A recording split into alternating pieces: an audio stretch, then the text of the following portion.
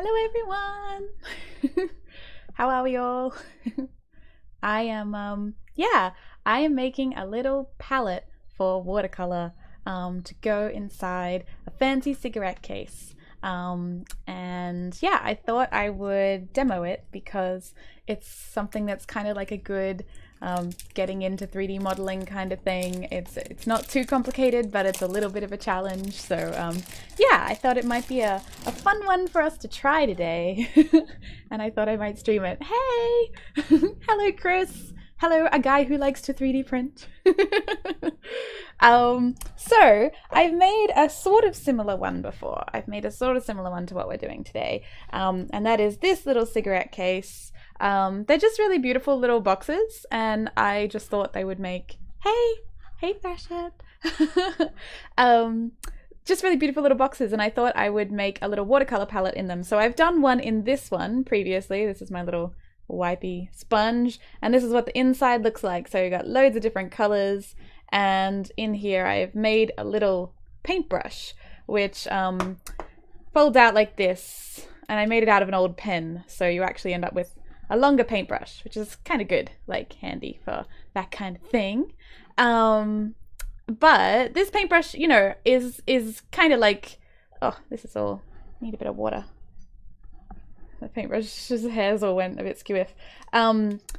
This paintbrush like serves me well, but I wouldn't want to sell this because it just kind of, you know, it doesn't look fabulous. And so I have been on the hunt for some portable paintbrushes, and I found some, and they are here, which are even swisher, so you can do them apart and take them like this. Same sort of concept, but like much more refined and nice than the little dodgy one I made out of a pen. So I wanted to make a watercolor palette that would fit this brush, which is slightly longer than the brushes I was making. And I found this case, which is super cute. I think still has that kind of vintage vibe.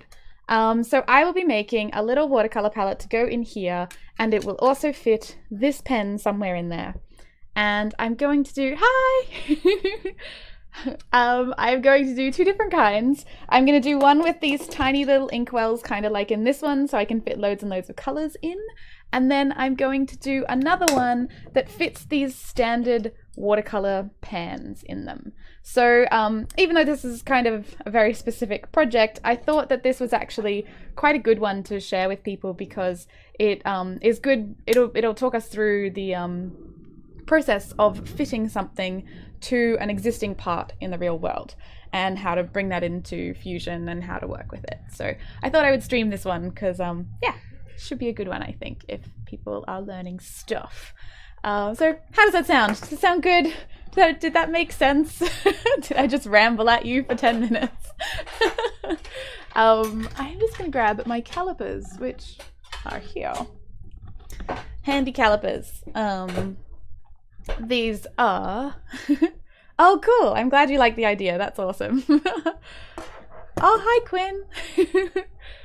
Oh yes, Zach is amazing. It is so lovely of him to have me on the show. Yeah, just such a lovely soul. I am very, very grateful to him. And so clever, his projects, oh my god, they're freaking incredible. Cool, so yes, we got this palette and we have our calipers, and calipers are like a fancy ruler. They're like magical, super accurate ruler. So if anyone hasn't seen them before, these are great. You can get them pretty cheap from like, I don't know, Amazon and stuff, AliExpress, most places, and totally worth it if you're getting into 3D printing. Very accurate marks. So I need to know how big this little inside thing is. So that we can make a little insert to go in it. So kind of like this one, there's a little plastic insert in the side, and that's what we'll be making so I can 3D print it. So yeah, calipers. I got a little 0 button, so it will zero them out.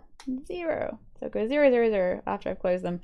And then this end of the calipers allows you to measure the insides of things.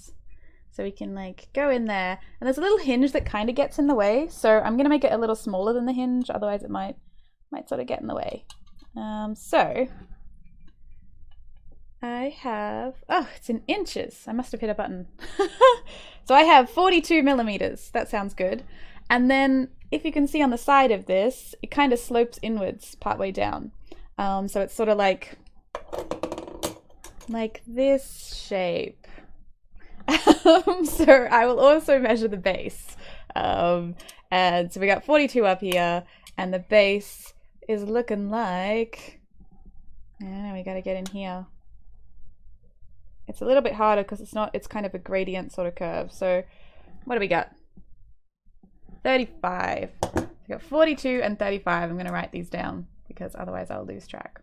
Another way you can do this instead of like getting out the calipers is actually to scan this on not a 3D scanner, just a flatbed scanner. So if you put this down on a flatbed scanner and a ruler next to it, you can scan it in and then you have a really accurate representation of all the angles and stuff on this thing. I'm not going to do that today because my scanner is broken. So we are just going to do it the old-fashioned way with a pair of calipers. But I do use that trick a lot when I have my scanner working because it is very, very helpful. So we've got that measurement. We've got this inside measurement. There's also this little lip. So you can see it kind of comes down straight and then angles in. So I just want to measure how deep that lip is.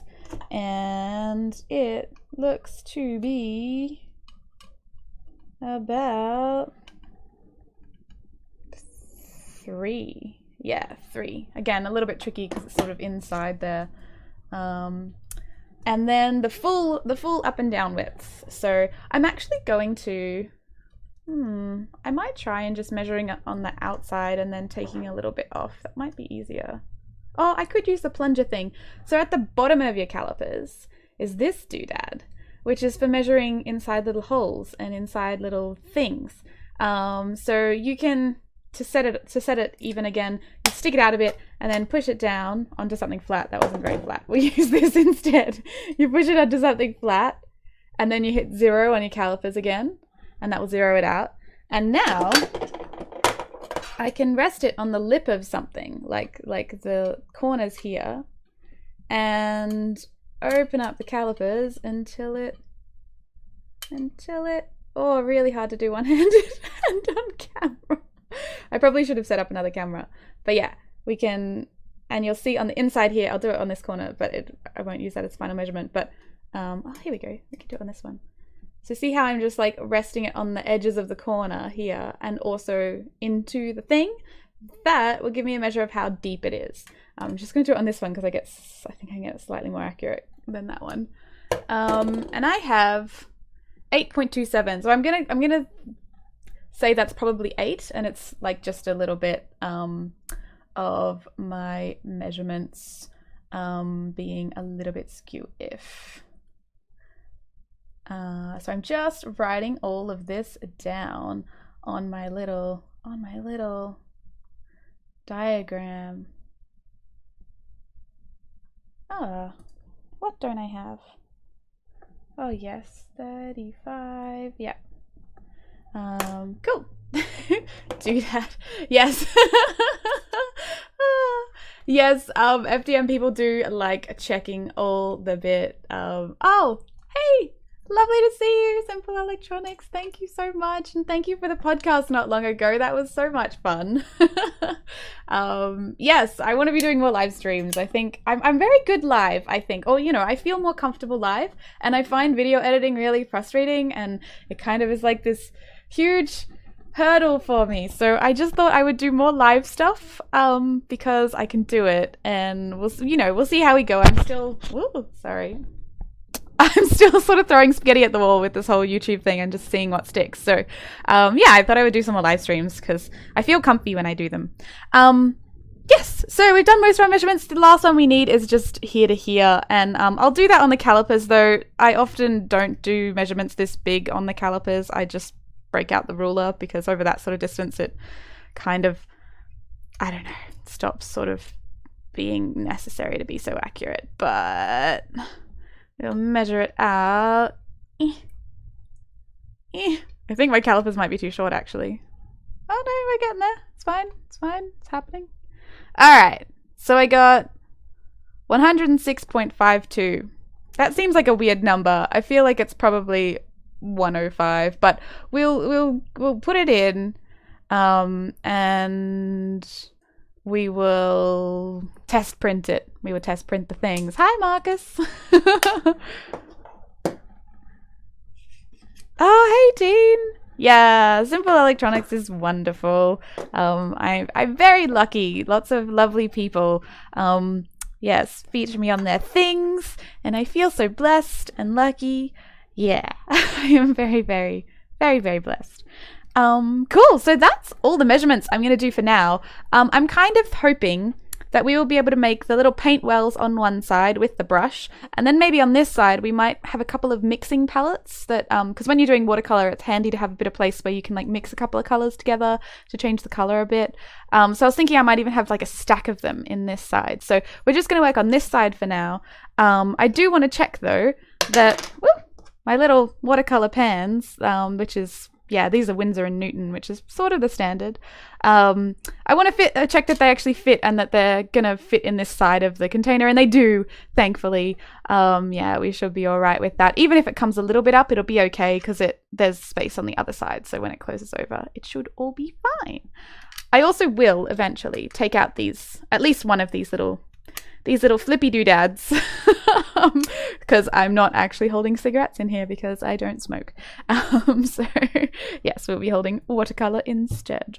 Yeah, this project was inspired by my mum has a really beautiful watercolor palette that has a little water tank inside it, and it's really pretty, and I've always loved it, and it's kind of got a vintagey vibe. It's all made out of brass and stuff, and there's loads of really beautiful ones out there, but the modern watercolor palettes that you get, they're all very like standard and like functional and not pretty, and you know, I really like the embossed things, so I thought I would make my own. I'm also kind of dabbling with the idea of maybe selling them on Etsy, so I don't know, I might just make a couple and see how they go, and then if they take off I'll make a few more. But let's dive into Fusion so I'm not just rambling at you.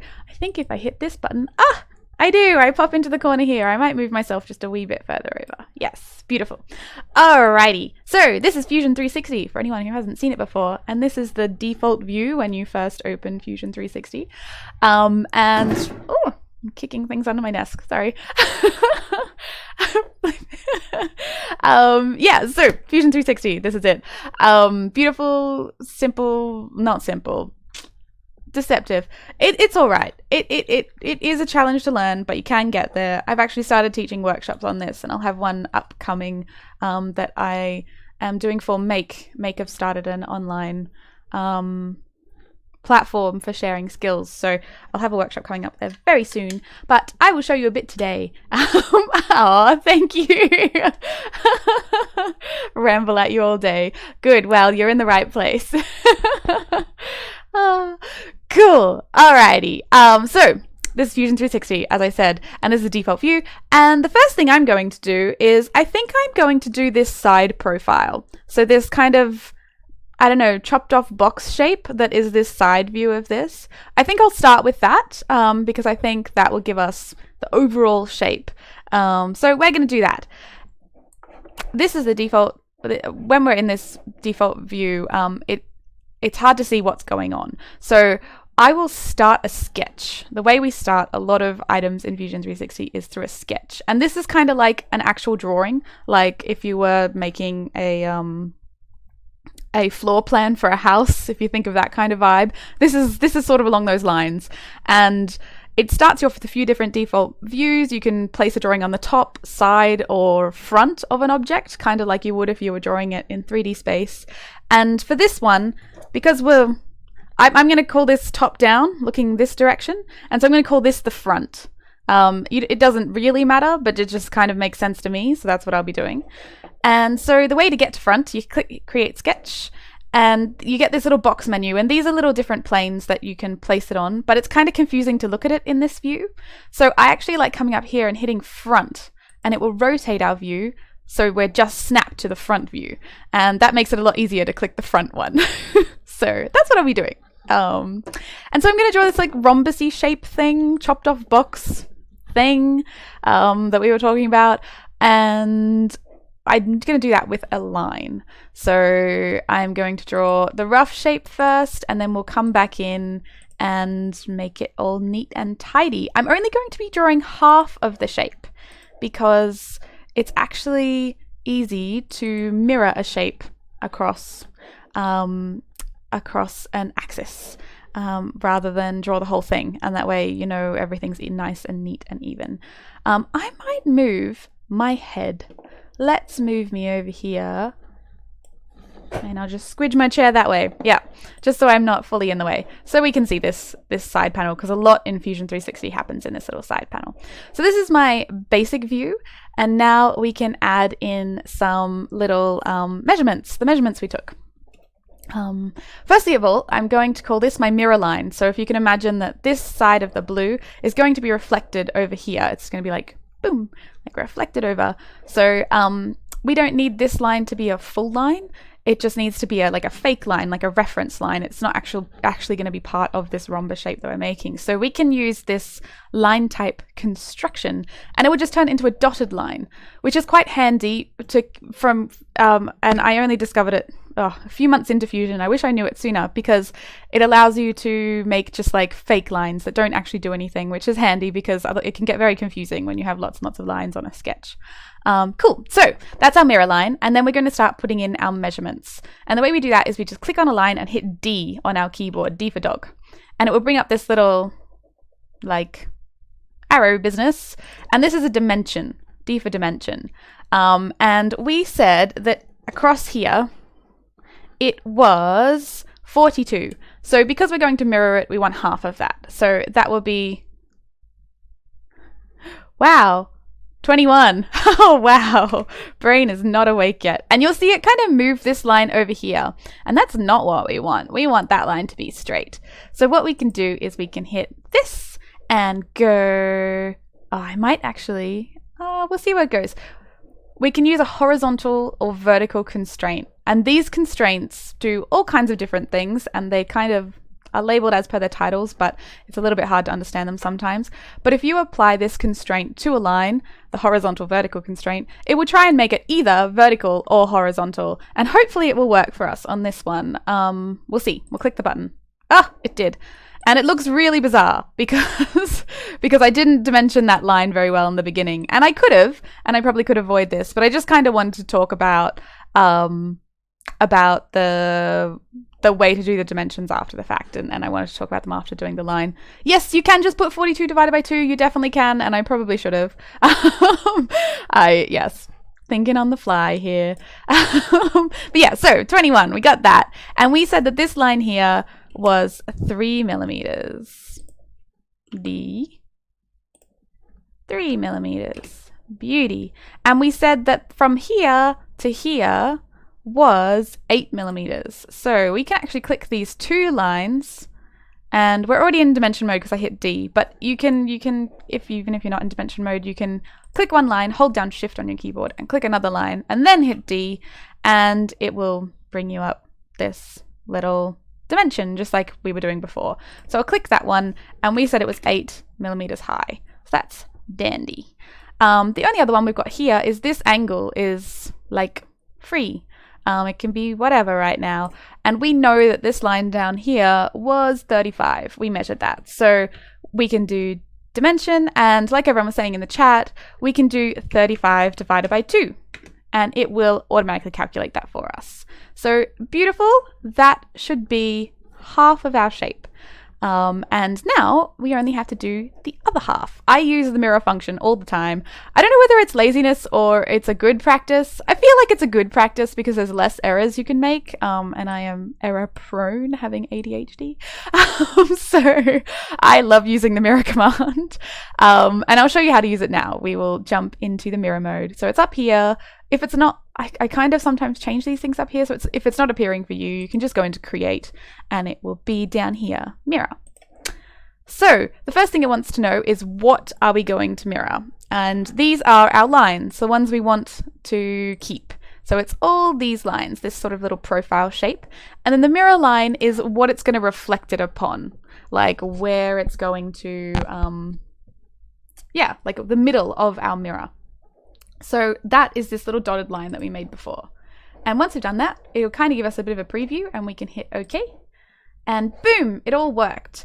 And this turned light blue, which you may or may not have noticed, but it did. Previously it was clear and now it's light blue. And that indicates that this shape is fully enclosed, which means there's no tiny little gaps anywhere on the shape, which is quite handy. And that is because we made this horizontal and vertical constraint here in between, kind of in between these 2 points, i.e. along that line. So everything fully matched each other, which is, yeah, really good. So now that we have this enclosed shape, we can extrude it. And that will allow us to create the basic shape of the inside of this piece here. And we'll do that now. Let's finish this sketch. And we will take this shape, and you'll notice this dotted line, you'll notice I only have to click once. And if I hadn't used this dotted line, I would have to select both sides. And that's the beauty of the construction line. I might just demonstrate it because it took me a while to learn it and it's really, really handy. So I will grab this center line again and turn it into a not construction line, so a solid line like the rest. And you'll see I now have two separate boxes. And if I select them both, I can use them as one. But imagine you had loads and loads and loads of lines on here, but only some of them were the outline that you actually wanted. Sometimes you can be clicking like 50 million different things, and sometimes the little gaps between them are really small. So construction lines are really, really handy just for keeping your sketches really clean and functional. I hope that makes sense. I hope I'm not just rambling at you. But yeah, so we have our profile. Beautiful. Now we can extrude it. And extrude is a function that basically takes a shape and pulls it out. So I will show you right now. You can grab this little arrow and pull it in a direction, and now it will make a three-dimensional version of that shape. And this is a really simple way that you can make like stencils or stamps. You can draw a little shape and then just pull it out. And yeah, really, really basic sort of function, but so versatile. It is probably one of the foundational 3D modeling tools. Yeah, tools. Beautiful. Cool. So we know how long this distance is. That was that big long one we measured with our calipers, and we said it was 106. So we will give that a go. 106. And this is all in millimeters, by the way. I'm not sure whether I mentioned that earlier, but I do everything in millimeters. I do know how to work in inches because I came from sewing, and a lot of sewing tutorials and yeah, lots of sewing stuff is in yards and inches. And I also worked for a fabric store that had a long history, and so a lot of elderly people would come into that fabric store and they would order in inches and yards and stuff. So I'm pretty comfortable in both, but I really do think with 3D printing it's much easier and better to work in millimeters and centimeters and stuff. It just makes your whole work system flow really, really easily. So I highly recommend always working in millimeters and just learning it. It's really simple. It's a really simple system. We literally teach it to tiny children here. So yeah, cool. So 106. So I hit OK on that, by the way. That was just me hitting OK very quickly. So yeah, this is our shape, and this shape should be reflective of this shape in here. And I just realized, I didn't take into account that the sides here are also chamfered in at the bottom. But we can do that.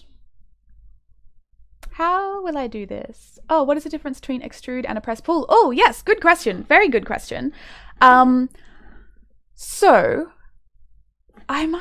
it might be easiest to demonstrate it with something. So extrude can work. It doesn't have to work on a sketch. You can work it on any different face. So any of these shapes anywhere on your object. So I will show you extrude on this line here. If I pull this line out now, it will make a little kind of like a platform coming out of this shape here, but on the other side, little platform. So I'll just do that again. Pulls it out. All right. So that's what extrude will do. Press pull is slightly different. If I select this shape with press pull, it will draw it out, but it will also try and keep the shapes around it. So it's trying to keep this going in the same direction and also this going in the same direction. So it looks really weird here. I might try and do it on here as well. If we use press pull on this face, it will pull it down and it will continue those points on the side. See that? It's kind of continuing them. Whereas if I use Extrude on this face, it will just pull a box out in that shape. I hope that makes a bit more sense. The other example was probably harder to see what was going on. I'll just show you again. So, or not fillet, press pull. Press pull will try and continue nearby shapes, or like attached faces. It will try and continue those in the direction that they're already going. Whereas the Extrude will just try and make a box coming out in that direction, like of that shape, pulling it out. Hope that makes sense. If not, let me know and I'll give it another go. So I've realized, this is the thing I do all the time in 3D modeling, that I have, not remembered something about this item. So the sides in this direction are also chamfered, and I didn't think that through when I was making this box. So, you know, we've made a box and I've shown you something, but I might actually go back and do something slightly different. So I'm going to measure the smaller length inside here. I'm going to do that with the calipers now. So I am going to, yes. We are going to turn these back on. I just realized I'm not recording. Ha, probably should be recording. All right, so most of our measurements are done. I am going to grab this last measurement here and we are going to jump on in and measure just this inside long diameter. So in these corners way at the bottom, because it's chamfered in on the sides as well, and I didn't take that into account before. Yeah, so just sliding it out, getting a rough guesstimate. Oof. Pretty close as I can. And I have 97.5, so we will pop that in there. 97.5. And I wonder, this chamfer looks the same angle all the way around. It doesn't look like 45, it actually looks like it's a little bit further in than 45. But I feel like it should be the same distance in this way as it is this way. So that by chamfer I mean that angle it's kind of rounding off the shape. So I'm just going to do a quick calculation and see how different the diameters on the inside and outside are, because if we can sort of average them out, I really think it would be more accurate, because it's very unlikely that the chamfers, actually it would look different if the chamfers weren't even all the way around. So we're going to do 106.5 minus 97.5. So we have 9. So this one's saying they're each 4.5 in. And the other one is 42 minus 35. And that gives us 7. Oh, interesting. So that's saying it's 3.5 each in that direction. So we had 4.5 and 3.5. So let's average those and make it 4. I know this sounds a little dodgy, but I think this actually probably is more likely to be accurate.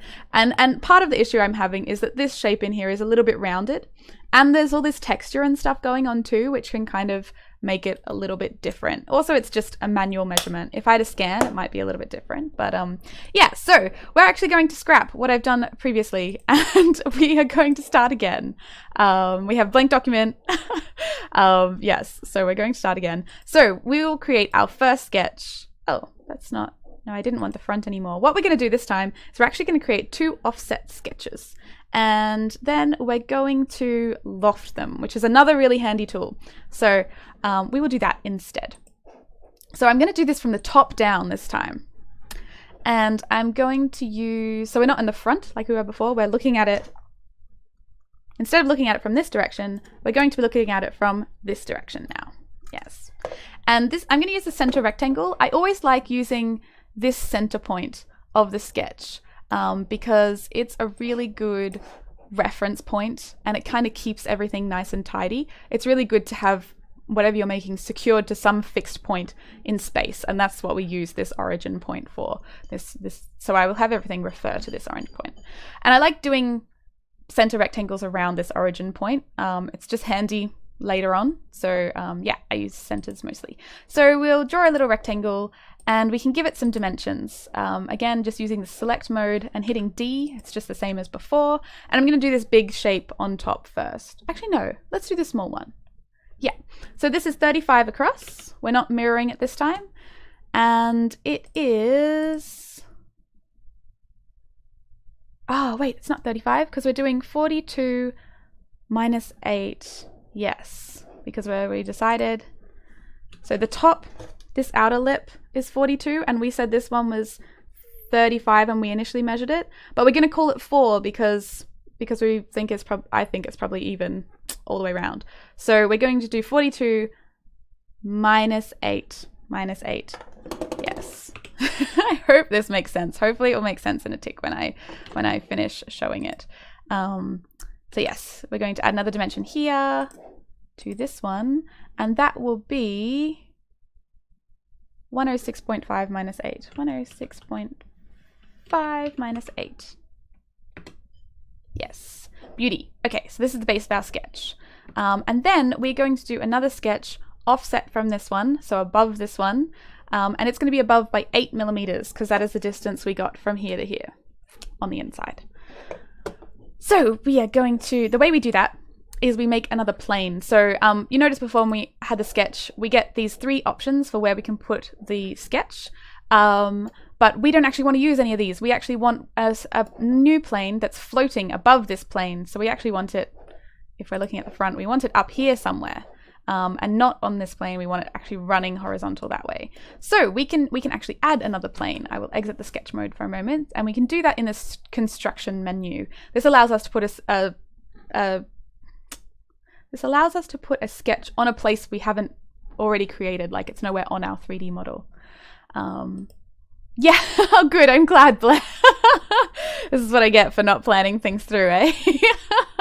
But yes, in this menu, we get lots of different construction planes. There's loads of different things you can do in here, and I won't go through them all today because there are a lot, but we are going to be using this offset plane. And basically this just says, pick a plane. It can be a face, just any flat surface on your object, and then make a new plane a certain distance away from it.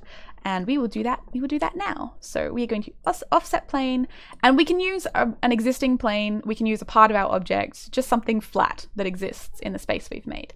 So I'm going to click this one, and we're going to drag it up, and you can see that it's making a new yellow square, a new plane, somewhere offset from this. So like parallel to it, parallel to it in those 2 axes. And we know exactly how far we want this. So we want this 8 millimeters away. So I just type 8 in here. You could also type it over here and then hit enter, and it will create that plane. And now if we look from the front, we can see that there is a plane sitting above this one. And that's what we want. Yay. So I will create a new sketch there. It's now hard to select, but we just got to be careful. We could hide. No, we can't hide the origin point because this is what it's asking. But we just got to be careful that we're selecting the one we want, not the one underneath it. And we want this one. Yes, beautiful. Can you create offset planes from geometry that you oh, hey Viking! Can you create offset planes from geometry that you delete later? Yes, yes. In Fusion 360, it saves a timeline essentially in chronological order. So down here are all the steps we've done so far. We made a so we made a sketch, and then I started to make a new sketch, and I must have actually made that one. Or I didn't make the first one. I'll just delete one of these because one of them is a mess up. Yeah. So we made a sketch, we created a new plane, and then we've made a sketch onto that plane, which looks like nothing because I haven't put anything on there. So Fusion 360, this is the beauty of Fusion 360 actually, is that it saves every step that you've done to this object, and it saves it in chronological order. And at any point in time, we can go back and change something. So say I have made a shape from here, and then I realize that this line here shouldn't have been 32, it should have been 25. I can go back and open this sketch, and instead of being, we had 34, but instead of being 34, we could put in 23, and it would automatically calculate that. And then if we've made objects from this, it will automatically change all those too, which is really, really cool. But in answer to your question, can you create offset planes from geometry you delete later? Yes, you would just make sure that you delete the thing after you've made it in this timeline down here at the bottom. Oh, I just realized my face has been in the way this whole time. Oh my God. So this is the timeline I'm talking about. Oh dear, oh dear. So this is the first sketch. This is that construction plane we made. This is the sketch we made on the new construction plane, which you can't see. But yes, it keeps everything in chronological order. So as long as you deleted it after you created the plane, it'd be totally fine. I hope that answers your question. It might make a little more sense later I'll probably have to do it because I probably will have messed up somewhere and we'll go back and edit something. But for now, I would just undo that dimension change that I did. Yeah. And we will start on this second plane. So this looks like we're working on our original sketch, but we're not. This is actually a totally new sketch, and you can kind of see that the one below it is grayed out. And if you ever get confused, because sometimes you might want to stack a whole bunch of sketches on top of each other, you can actually come in here into this side menu, which is kind of like your browser, and you can turn the visibility of things off and on. So you can turn off that sketch that we just made originally, and then it will disappear from this view. However, I think it's kind of handy for us to have it there here today. It will be a little bit helpful for us. Hey, Kathy. Hey, Viking. Hey, Zach. Lovely to see you all. So many friends. So I'm just going to keep it here for now because it'll be handy because we actually want our new box totally on top of this box. It'll make sense in a tick.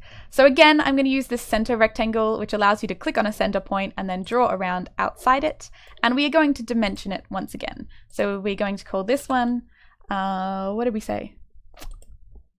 42. Yeah.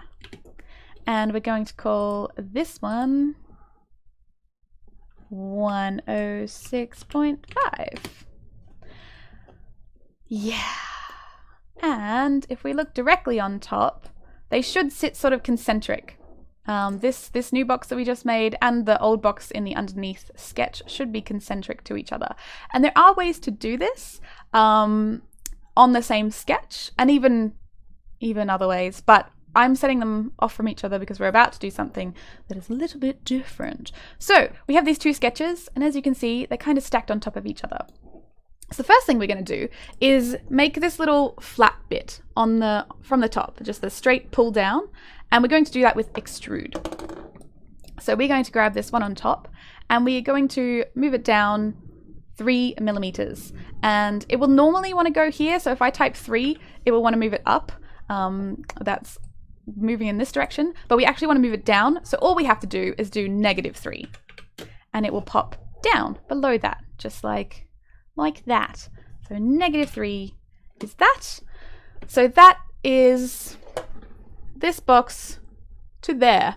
We haven't done this chamfer bit at the bottom. This is a bit shiny, I realize. It's kind of hard to see, but hopefully it makes sense. Oh, you poor thing. I'm sorry it's such a bad time for Europe and the UK. It's so hard, especially being in Australia, finding a one that works for everyone. I'm sorry. I will try and do some at different times, so it's a little more comfy at other times. Actually, it would be helpful to know what times suit people. If you want to put that in the chat, that would be really helpful. Okay, so now we have this shape, but we want it to sort of chamfer to this shape. And the way I'm going to do that, there are lots of ways to do this, but the way I'm going to do that is to use the Loft function. So under this create menu, there is a thing called Loft, and this function is kind of finicky. It doesn't always work exactly how you want it to, especially when you have complex shapes. This should be fine. But it can be a little tricky. So if you don't get it first go, don't feel bad. I still struggle with the Loft function. It is kind of sometimes unpredictable, but it should be fine because we're using two shapes that are very similar to each other. It should be fine in this instance, but we'll see. So Loft, click Loft, and we are going to be joining this face here to this sketch here that we just made. And you'll see, ta-da! It has made the shape that we were originally looking for. So there's things in here you can change, so you can make things rounded instead of flat and all kinds of things, but for this one, this is all we need to do. So I'm going to hit OK. And we have our shape. Woo! Saved from my initial buggering up. So this is our inside shape, and this looks pretty good. And it's also good to just do a sense check, like to look at it on the screen and move around it a lot on the screen, like move around it in the 3D space. Like so, and just see that it sort of feels right. I know this sounds silly, but see that it sort of feels right to the object that you're making. It actually, you know, your gut will tell you if it's really off, like, you know, if it's too thin here or it's too long there. You actually can kind of, you feel it. It's like, I don't know about that. And that's time to like go back and check your measurements and all that sort of stuff. Yeah, I say trust your gut a little bit.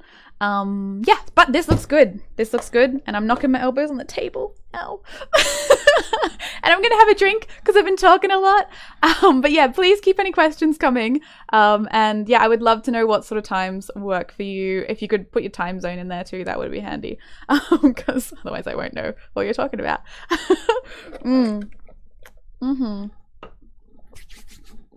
Cool. All right. So I said initially, I want to do 2 different kinds of palette. I want to do this like little well kind, and I also want to do the kind that will hold all these little pans that are currently rattling around in this tin. So I think I might start with this little well kind, because this should be a little bit easier to fit. I do have measurements for things that'll work on these pans, but I'm going to start with the wells. Cool. So we want the wells. We want also a brush, and these brushes will need to fit alongside the wells. So I will measure this brush, how wide it is. Thankfully it's almost exactly the width of this container. Kind of will be hard to see on camera because they're both shiny, but it fits bloody perfectly. So perfect. I just need to know the width for this.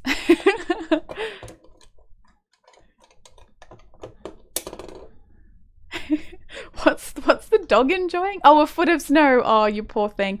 You know, I have only seen snow once in my life, and I don't think it even counts as snow. I think it was slush. Like it was just slush. Cool. So this pen, I also want to leave. So I'll measure the pen, and I'm getting a reading of 8.5. So we're going to call that 9. I know I'm kind of guesstimating a bit. It probably is 8.5, but I want to add a little bit extra because you want to be able to like pull it out. If it's too stuck in there, it'll be really hard to lift out of the actual container. So I might even call this like 8.5, 9.5 or even 10, just to give it a little bit extra on the side so you can get your nails in there or whatever. Oh, why is my area so cute? This is my craft room. You might be able to see. It's a little bit more. It's weird in OBS. I can't actually show all the video or a cropped video. I only get one or the other. But this is my craft room. It's part of it. I could probably do a little quick rip around. This is my plant and lace, and there's more stuff up here, and there's filament and printers and more printers and a door and lots of works in progress here.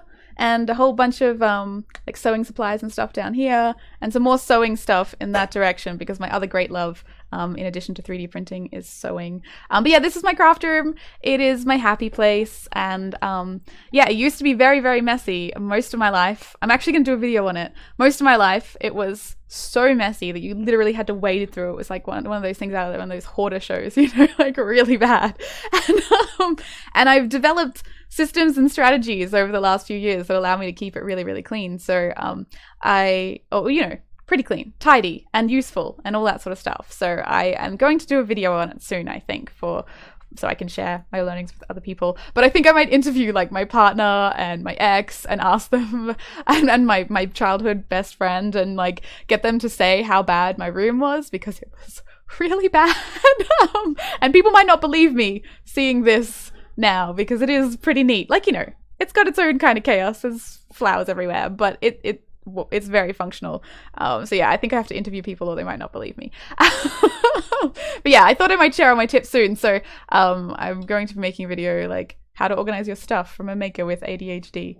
Anyway, enough of that tangent. Back to Back to Fusion. Sorry, everyone. Cool, we have our box. We are doing well. So we need to cut out a little bit on the side for this pen. And we also need a little bit extra to be able to pull out the pen. And I'm kind of wondering whether I actually just leave a total gap here on the side for this pen, like I actually don't build it all the way in this direction, or whether I kind of cup the pen in underneath here. The pen only just sits in, kind of like those watercolor palettes, it just fits in. So part of me says I should just like build it this direction. So I might try doing that. And in order to preserve this object as it is now, because I know I want to make two different versions, what I'm going to do is duplicate it. And I showed you the sketch menu before, how you can turn sketches on and off and make them invisible, because otherwise it gets very cluttered once you start building a relatively complex object. But you can also do that with bodies. So here in this body menu, body is just like a 3D form. It's just anything 3D in your scene. With exceptions. It's most of the 3D things in your scene. So we only have one body because we only have one 3D thing in here so far. And if we turn it off and on, it disappears and comes back. Boom. And that's the one we want. And I'm going to duplicate this because, as I said, two versions. And all we have to do is right click it here and go copy.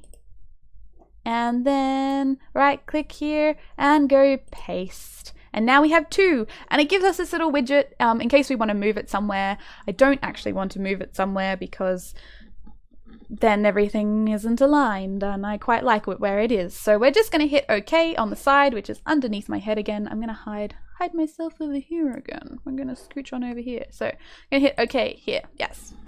Beautiful. Cool. So now we actually have two. 1 and 2. So I'm going to hide one for now. And we're just going to work on this second one.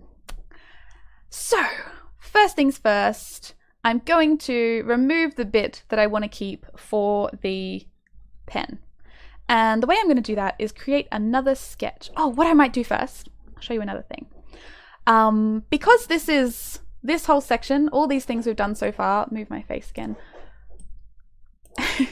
All these things we've done so far are all sort of one chunk of making our object. It's all making the base model of our object. So I'm going to actually group all of these just so that they are all together and they stay neat and tidy. And when I have gone down the line quite far and I've done a whole bunch of other things to this, I'll be able to go, oh, that's the section where I made the box. So what you can do is you can click on one and shift click to select them all, and then you can right click and go create group. And that creates this little collapsed kind of 3-dot thing, and if you hit the little plus under it, it opens it back up, and if you minus it, it goes back in. Dun, dun. That's really just a way to keep it all neat and sort of hidden away from everything else so that I don't get confused later on. So I'm going to do that now. It'll make a little more sense when I have a few more functions in here, and I might return to that message in a little while. Cool. So we're starting on the new thing. I'm going to create a sketch. I'm going to create it on the front again, which is this one here, which you'll notice is actually like halfway through our object. And that's fine. I quite like that. I work a lot in this halfway view. And I'll show you how we do extrudes and stuff when we're working halfway, because, you know, we were just pulling that box straight out last time, but we can also do things where we pull either direction. So this is good. I like having it in the center. I like keeping everything pretty close to this origin point because it just makes it less likely that something's going to be bumped out of place. It just keeps it all nice and tidy, which is important when you're referencing things off other stuff.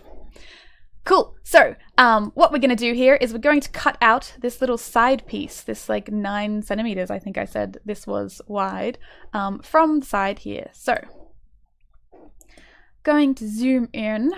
And we are going to, so you'll notice we can see this object here, but we can't actually click on any of these lines on our sketch. And another awesome tip that I learned far too late into my Fusion learning is this function we can do in a sketch called project and include. And this allows us to kind of get a 3D object or another part, another sketch or something, and add it to our current sketch, which is really handy when you want to reference things. So I actually want to know where this boundary of this box is. So what I can do is I can go project, and I can click on these edges, or this face, and even this face, and it will create these purple lines, hard to see. See those purple lines? It will add those to my scene. So if I hit OK, now I can see all those lines on the side, and I have points to reference because I want to measure 9 centimeters from this very edge. I hope this is making some kind of sense. It may not. Hello, just a guy. So I will click here and draw another line out here. We're going to go from the front again, and I might just make this invisible because it might get a bit complicated. So I have just, I'll draw that line again. We'll make this invisible. I'm going to draw a line from here to here, and we're going to dimension this line like we were before by clicking on it and hitting D for dimension. And we are going to do 9.5, I think I said, because it was 8.5. So we're just going to add a whole mil on the side there. Yeah. Oh, is that going to work?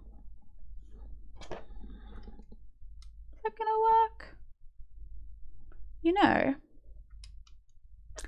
I think it mightn't, because there's actually a bit of an air gap here, in here. And this is where it comes in handy to kind of gut check, like check your instincts as you go. Because this isn't sitting right up against the side here, because it's round and it's fitting into a flat shape. So what I'm going to do instead, we're going to undo that. I'm not going to use a line. We're going to use a circle.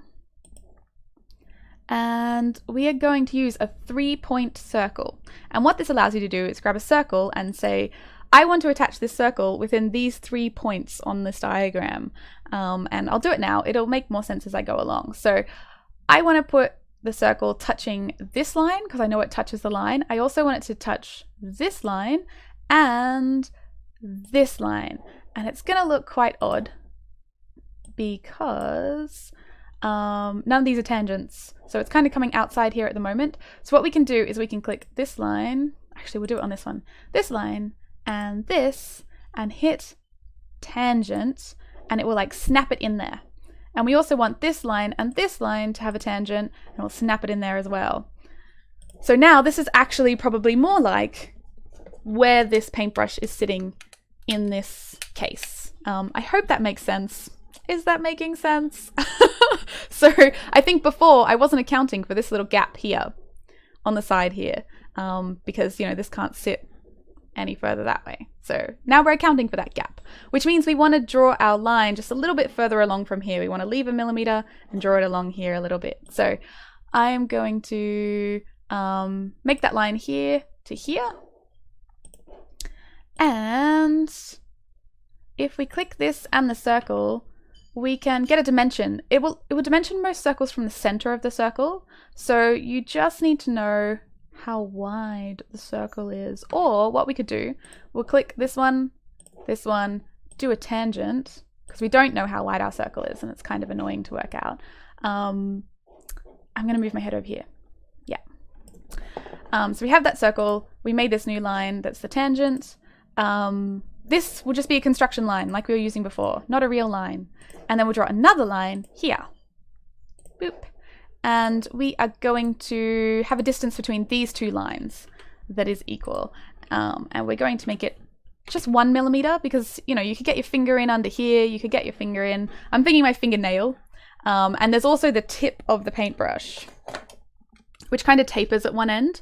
So people will be able to hook it out by that taper, I think. We'll see. We'll be able to play with it in real life and see that we are making sense. Oh, I'm glad it's making sense. Yay. Good. Thanks, everyone. Oh, hey, Brody. Oh, for those that don't know, Brody makes freaking incredible FreeCAD tutorials. FreeCAD? OpenSCAD. No, it's FreeCAD. I got the two confused. FreeCAD. Freaking incredible FreeCAD tutorials. So if you haven't seen his, check them out. They're awesome. Better than the ones that FreeCAD make, I think. Okay.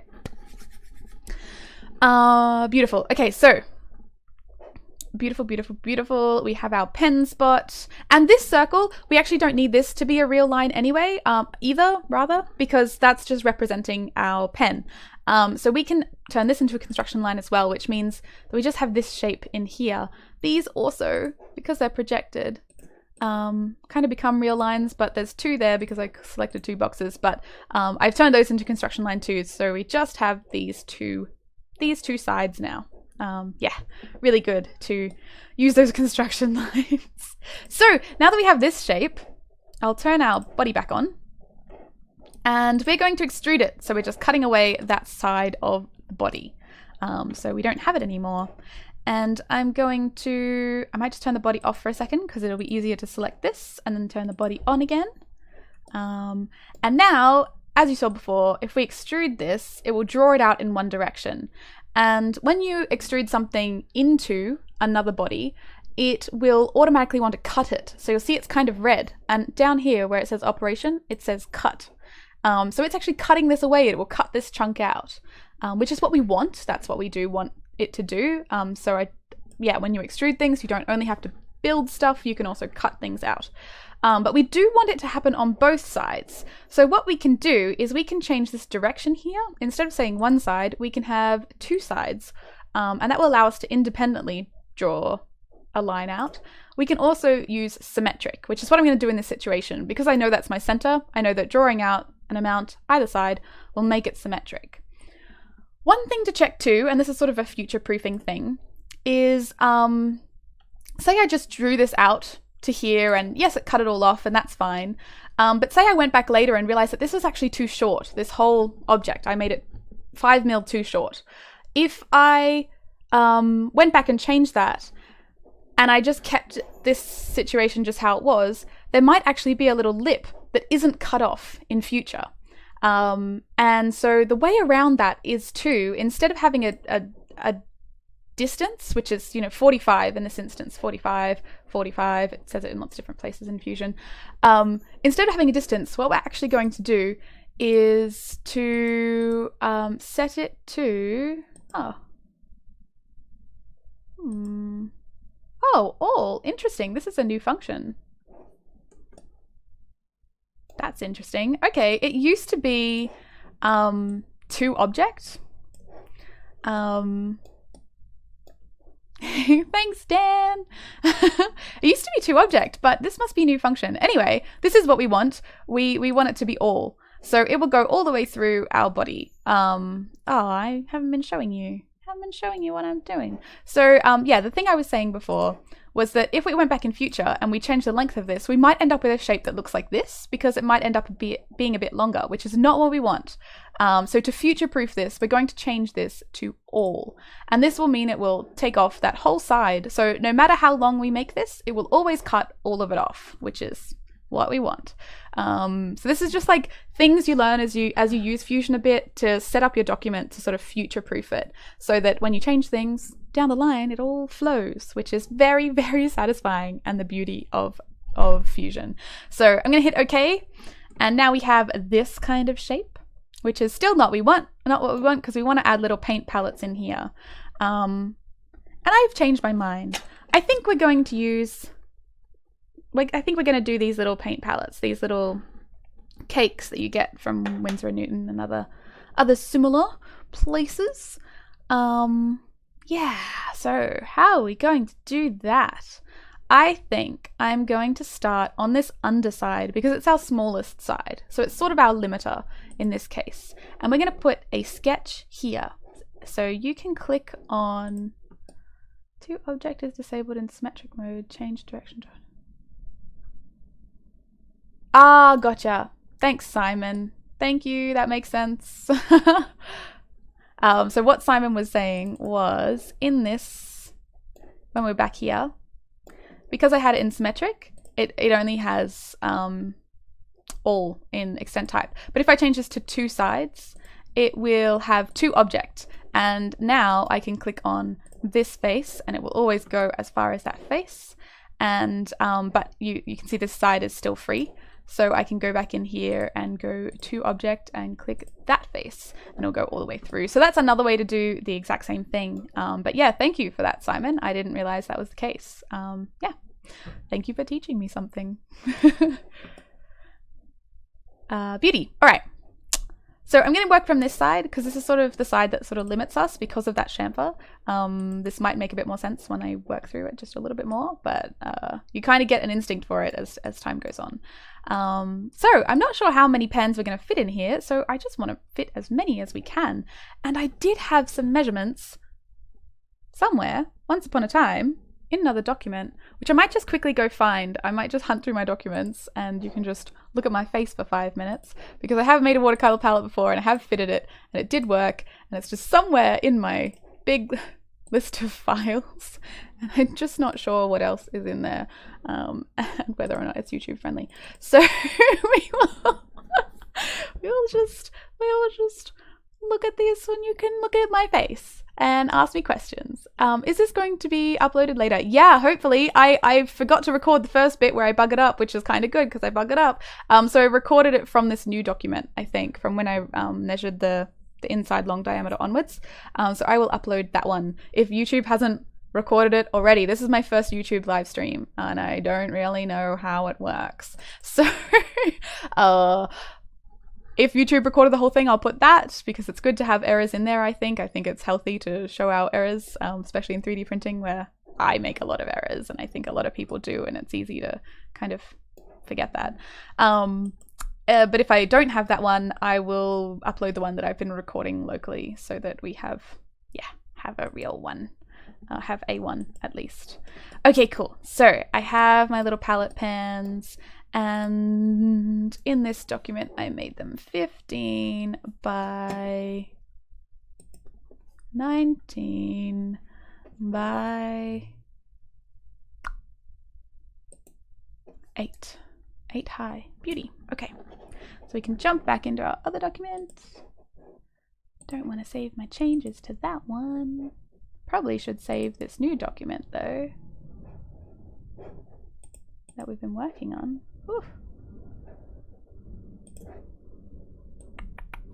Sorry, being a little boring for 5 seconds while I sort myself out.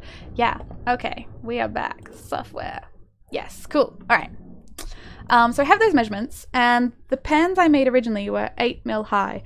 And this object that we're making is 8 mil high, 8 millimeters. When I say mil, I'm talking about millimeters. Oh yeah, the make class. Invites aren't out yet, and that's my fault because I haven't done them yet. But it will be in a couple of weeks. I probably have an exact date. It's like 2 or 3 weeks on the weekend. And I will announce it on Twitter and also my Discord. So if you want to find out about that workshop, there is my socials, and just follow me on Twitter or Discord or Patreon. I'll try and make a note here on YouTube too, I guess, and maybe put up on my website too, but it's on a weekend. It's either 2 or 3 weeks. I can look it up. Maybe message me on one of those things. If you don't have Twitter or Discord, message me on the website. There is a contact form and I will be sure to send it to you, send the invite to you. So yeah, you can join. It is a paid workshop, which is, yeah, I need money. I'm kind of struggling for money at the moment. So yeah, it is a paid one. But yeah, it'll be a good one, I think. We're going to be learning Fusion 360, and the method we're going to be, like the things we're going to be making are chess pieces, because everyone's into Queen's Gambit right now. But through these chess pieces, you will learn all the basics of Fusion 360. So all the, oh my god, like the basics, like all the things you need, all the building blocks of the basics of Fusion 360. So after that, you'll be able to go away and make boxes and little functional items and all that sort of stuff. So we'll be making chess pieces, but it kind of doesn't matter what you make. It's about learning the skills. Yeah. Cool. Alrighty. Back to the software. Hope there's a little tangent. Yes, this is our object, and I said that these cake pans were 15 by 19. So this line here, we got 98.5, And again, I'm going to pull up a calculator. 98.5 divided by 15 gives us 6.5, which is, yeah, there should be enough. So we're going to try for 6 across here. Yeah. And that's going to be slightly interesting to work out. So, yeah, we'll give it a go. We'll give it a go. Oh, cool. Good to hear. Yay, I'm glad people are interested in it. Yeah, PayPal is really, really hard for me because when you do the like paypal.me, it shows real names and real details, which just isn't safe for me. So it's a bit of a shame. Though Faye said she had ways of setting it up. Maybe it wasn't PayPal, it might have been something else like coffee or something. I will chat to her because I do need to do that. Thank you for reminding me, Dan. I think it'll be coffee or something. Yeah. Sorry about that. I know it's slightly frustrating. It's the way it is though. I have some crazy stalkers and I don't want to get in any kind of danger. It's an unfortunate reality of being a woman on the internet. Okay, anyway, these pans, we are making them 15 by 19 centimeters. And I'm going to draw the first one, and then we're going to use a pattern, rectangular pattern. And this is another really cool function. I'm just going to make that go away so we can see a bit better. I have a business account name, Ed. Yep, I have a business account name, Ed. But when you use the paypal.me, so I have a PayPal address that does work, and if I request money, and then it doesn't show my details, it just has the business account. But if someone uses the paypal.me, then they get my real name and address. I don't know why. PayPal's crazy. And it doesn't give you any warning of that either. I just Googled the crap out of it. So yeah, and that is the case. And I tested it with another PayPal account. My partner paid me $1, and yeah, it definitely does show the full name. And you do need a legal name attached to your PayPal. So yeah, it's just crazy, really. It's really, really crap. Yeah, but I think Faye had a way, geeky Faye. So I just gotta remember to do that. Yeah. Oh, Dan, stop you. Hey, Jess. Hey, Grant. Lovely to see you. Lovely to see you. Okay, back on topic. As I mentioned, we are going to be using a pattern. So I'm going to go into the create menu and go rectangular pattern. There's also circular pattern, but that's not what we want today. We want rectangular. Boom. And it's kind of like the mirror function that we saw before. I'll move over a little. Kind of like the mirror function that we saw before. It asks you for the things that you want to move. And we want to move all 4 of these lines. We want to move our whole box and the direction you want to move it in. And we want to move it in a this way direction.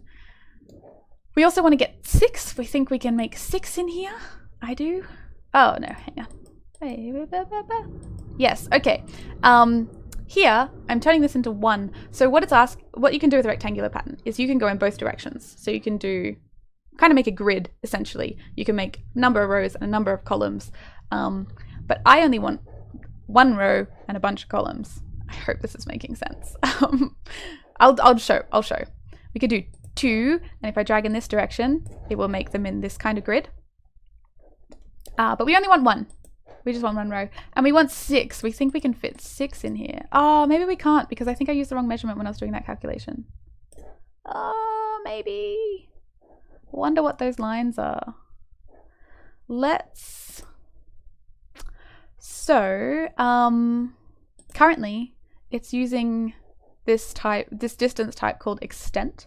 And this is basically going, we're going to fit the number that you've asked us to, so 6, into 80 millimeters down here. But we actually don't want that. We want it to do a set spacing. So we want to know that this is the width of our box plus a little bit more for the actual nozzle to make a line there. So I probably want 1 millimeter between them each. Sometimes I use 0.8, but slicers sometimes have a hard time going exactly on the mark. So I think I might use 1 millimeter. So we actually want them 16 millimeters apart from each other. So we've got the 15 of the box wide plus an extra 1. And lo and behold, accidentally, we used 16. That was just pure coincidence, but we would write the 16 in here if that hadn't happened. So we can hit OK, and you'll notice this isn't centered anymore. And that is okay. We can still move this box around. So I can go from here to here, and that actually, how will I do it? How will I do it? Yeah, I think I know what I'll do. I'm gonna put a line in between these two lines. We're gonna just turn off this body because it's getting a little confusing. Yeah, that's better. Okay. So I'm gonna draw a line in between these two center ones.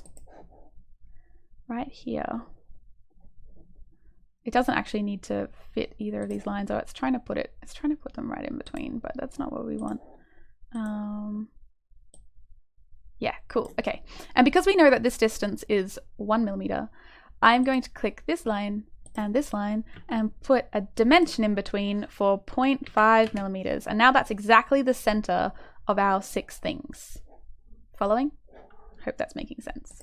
And now we can select this line, and this is our origin point. So that was our 0, 0 point. Remember that's when I said that it's really handy to have to reference. Now is one of those instances where it's very handy to reference. So we're going to select our line and shift and select that origin point. And if we use this one up here called coincident, it will snap those two together so they join. So we're going to use coincident. Boom. Now it is exactly even in the middle of our box. Woo! We love it. I think these things are really neat, personally. Oh, I had the wrong body on. It's this one, but it doesn't matter because they're in the same spot. So, yeah, that's what we want. Yay. And I'm kind of looking at this now and wondering if maybe there's enough room for 2 brushes. Maybe. That'd be kind of cool. And then we just have to stick it in the middle. Or should I put 2 brushes on one side? I think it would be more likely to work with 2 brushes total. So let's give it a go. Let's see if we can get a brush on either side. These lines are, we said 1 millimeter. I might make a little bit of an extra thickness on the side of this where it touches the brush, just for a bit of added strength. 1 millimeter is pretty thin for a line to be. So I'm going to make this line and all these lines from this edge here. I'm going to use, oh,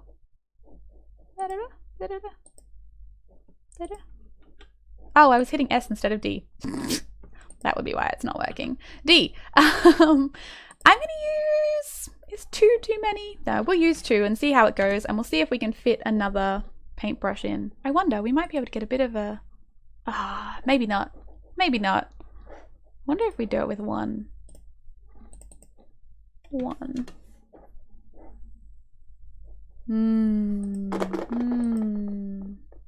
7. Oh, what? 6.9. Ooh, maybe. Because we did add a little bit extra for that brush. Let's try it. It'll be fun. We will see. Let's do it. Let's give it 1, and we'll put another 1 there, and we'll chop off that side too, and we'll see if it works. Who knows? All right. So the way I'm going to do the chopping is a little bit weird. It's different to how we did it before, but it's also perfectly valid.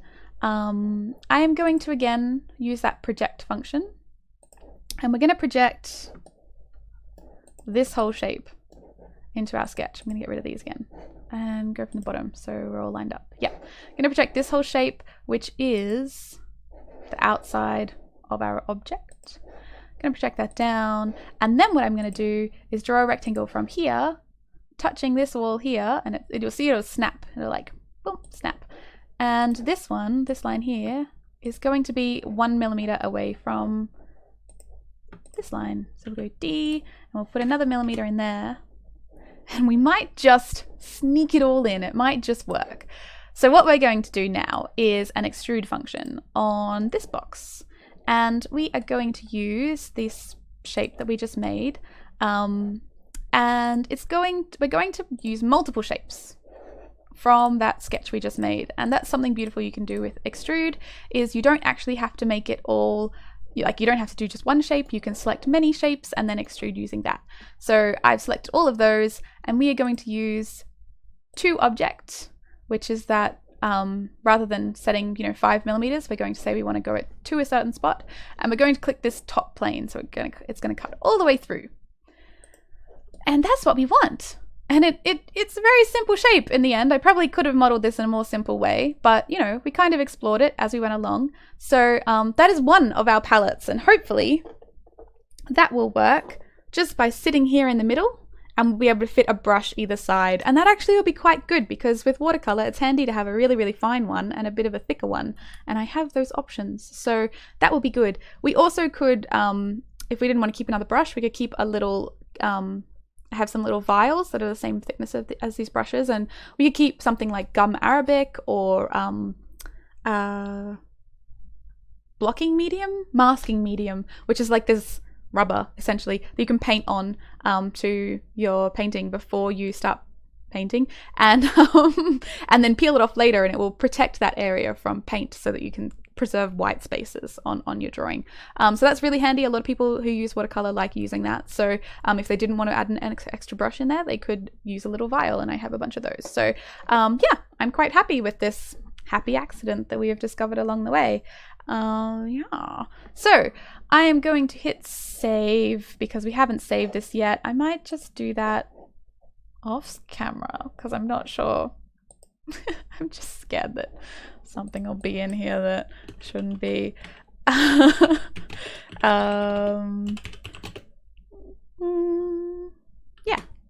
okay, cool, beauty. All right, so that's one. And I said we wanted to make two, so we will make another one. So remember how we duplicated, oh, something to do now. We can group these into a group. Remember how before I said we'd group this first section into a group? And that was because without grouping it, it would just look like this. Oh my God, I'm in the way again. Remember before we grouped this section into one little thing? And that was because if we hadn't, it would just be this big long list of all these different things, and it can get quite confusing. And if you're going back and wanting to change something, you can spend a lot of time like, oh, is that the sketch? Is that the extrude? Is that the one I'm looking for? Rah, rah, rah. And yeah, it can get a little confusing. So we grouped that one, and now because we've finished this one, we're going to group this one as well. And all you need to do is select one, shift select to get the whole lot, and then create group. Boom. And now we have two groups, and we can expand the first one, we can expand the second one, and we can expand both if we want. So it's just another way of keeping it tidy and easy to search through later, which is handy. How am I doing so far? Is this making sense to everybody? Am I, yeah, going too quickly? Let me know. Yeah, I definitely want to make sure this is helpful to people. But yeah, remember earlier we did a duplicate of this one. We copied and pasted it, and that's how we got this second body, which is what we've been working on. I might label these, so I might label this one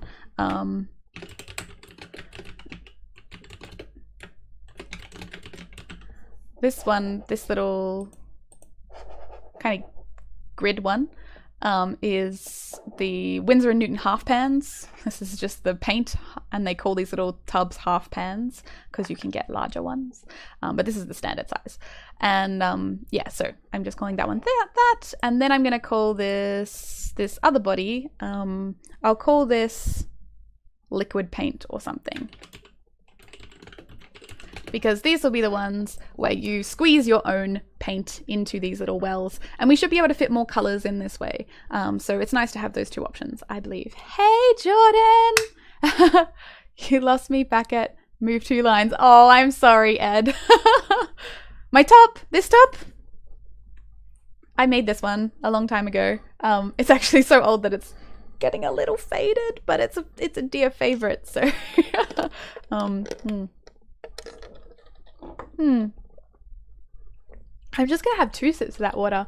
Talking is hard.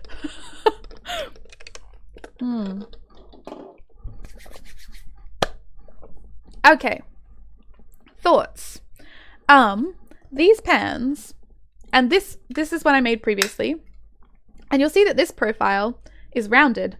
It's sort of cups underneath. This is the old one that I made. It's a different shape to the one we're working on today, which is this one. So this is one I made previously, and this shape is kind of rounded, and in a similar vein, so are the wells on the inside. It's kind of hard to tell, but they are cupped as well, actually a little more aggressively than the outside, which is really handy when when using watercolor, because sometimes you want to like, I'm not sure what it's called, but when you have too much paint on your brush, you kind of wipe it off on the edge of something. And this is why I made it kind of even more concave, or more rounded than it was originally, is so that you have a spot to sort of wipe your brush, and that it can still fill deep into these wells. These actually hold quite a lot of paint, especially when you're using watercolor. I have another one with almost the same size wells, and I've been trying to use it up so that I could migrate to this one, and I've still got so much paint in there. It really goes a long way. Yeah, it's kind of surprising. So I'm going to do that similar again, that cupping shape, because it's handy from a functional perspective. And yeah, so I think that's what we're going to do. And I think what I'm going to do is start on the middle plane in this object, draw out that shape, and then like make a pattern of wells either side of that. Might make more sense when I show. Just joined. What type of paint is that? What's it for? Why does it look like a forbidden snack? It does look very tasty. I agree. This is actually gouache, which is watercolor, but even more highly pigmented. I don't know why it's not more popular, because gouache is a beautiful medium. Let me do a little advert on gouache. I am not paid by Winsor & Newton. But this gouache has existed for hundreds of years, potentially even thousands.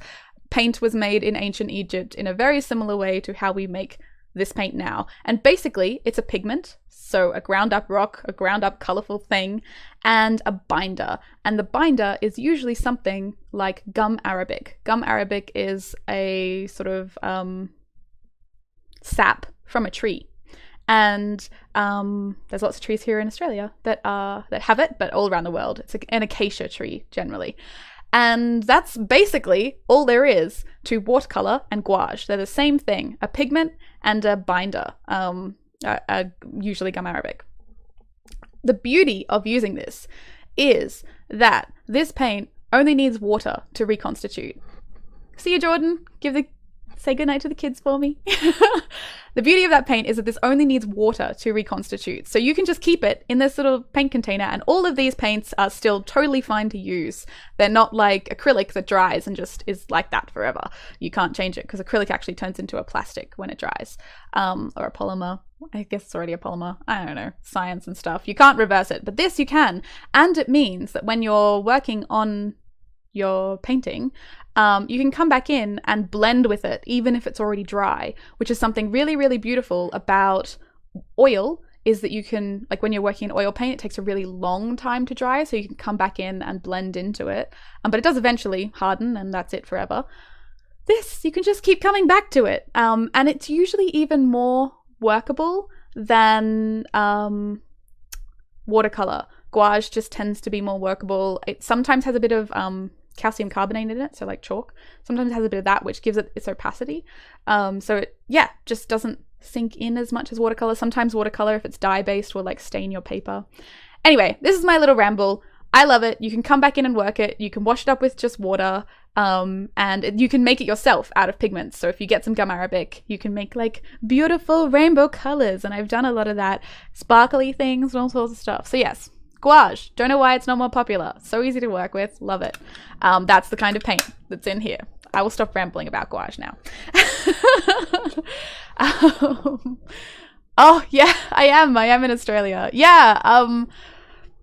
I also find it hard to see Australian accents because they're so normal to me. All right, so let's do some more fusion. You're not here to talk about gouache, are ya?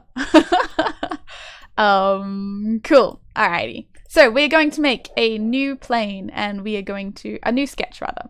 We're going to create sketch, and I'm going to put it in the very middle of this object. So if we're looking at a top-down view, I'm going to put it right through here. So we are going to pick this one right here. And I wonder, I'll ask the chat, should we try and fit 2 rows in here, knowing that this is a bit thinner? So they might be a bit smaller. Or should we try and fit one long row? I'm kind of tending towards one long row because then probably we could do the 2 brush trick again. And we might just keep it on one side. I think I'm going to do that. I think I'm going to do that. I said I was going to ask you and then I lied. I'm going to do that. We're going to do one long row. All right. So we have our sketch, and another thing we can do, so in this project and include, which I was using before, there's this great one called intersect. And this will basically draw a line around any body that you select where it touches your sketch. So last time we projected this face and that face onto our sketch. But what we can just do is select this body. See, there's faces and there's bodies. Oh, my face is in the way again. There's options. You can use a face and it will just do one line, or you can use a body and click it there and it will do the whole thing. And now we have a little gorgeous little purple line all around where it intersects with our sketch, which will be very handy for what we're about to do. So we're going to go, okay. And I'm going to make that body invisible again, but I'll just show you again where it's sitting. It's halfway inside that box, that basic shape we've made.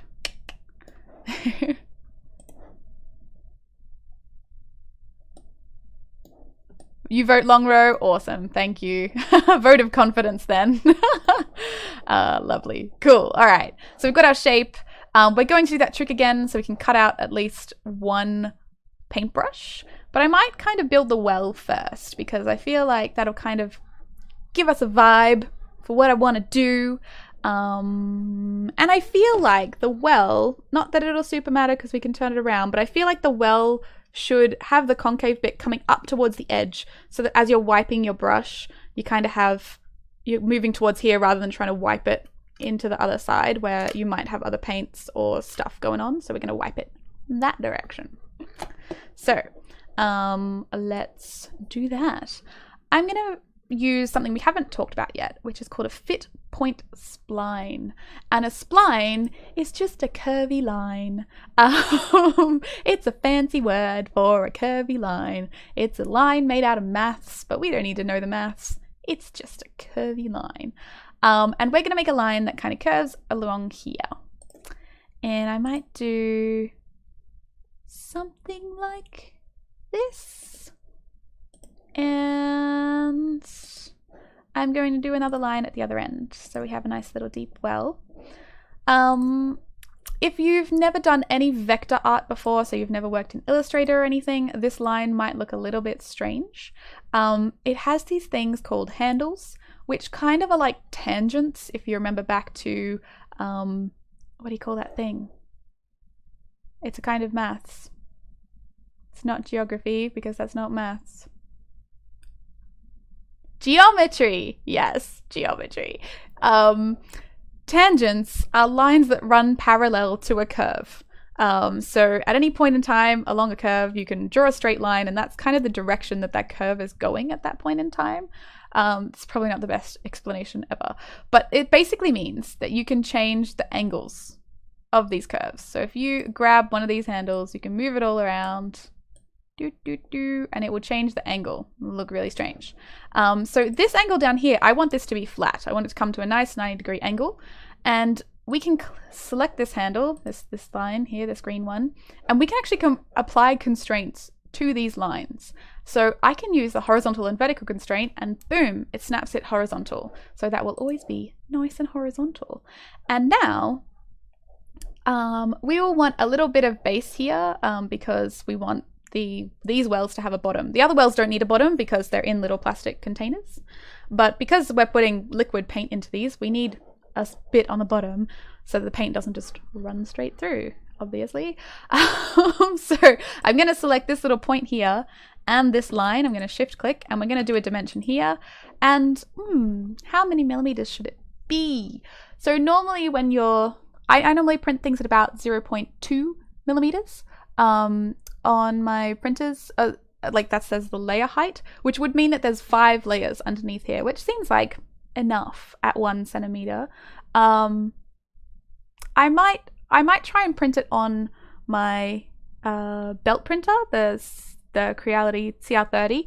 So it works slightly differently and the layers don't work exactly the same. So I might make it a little bit bigger. I like this.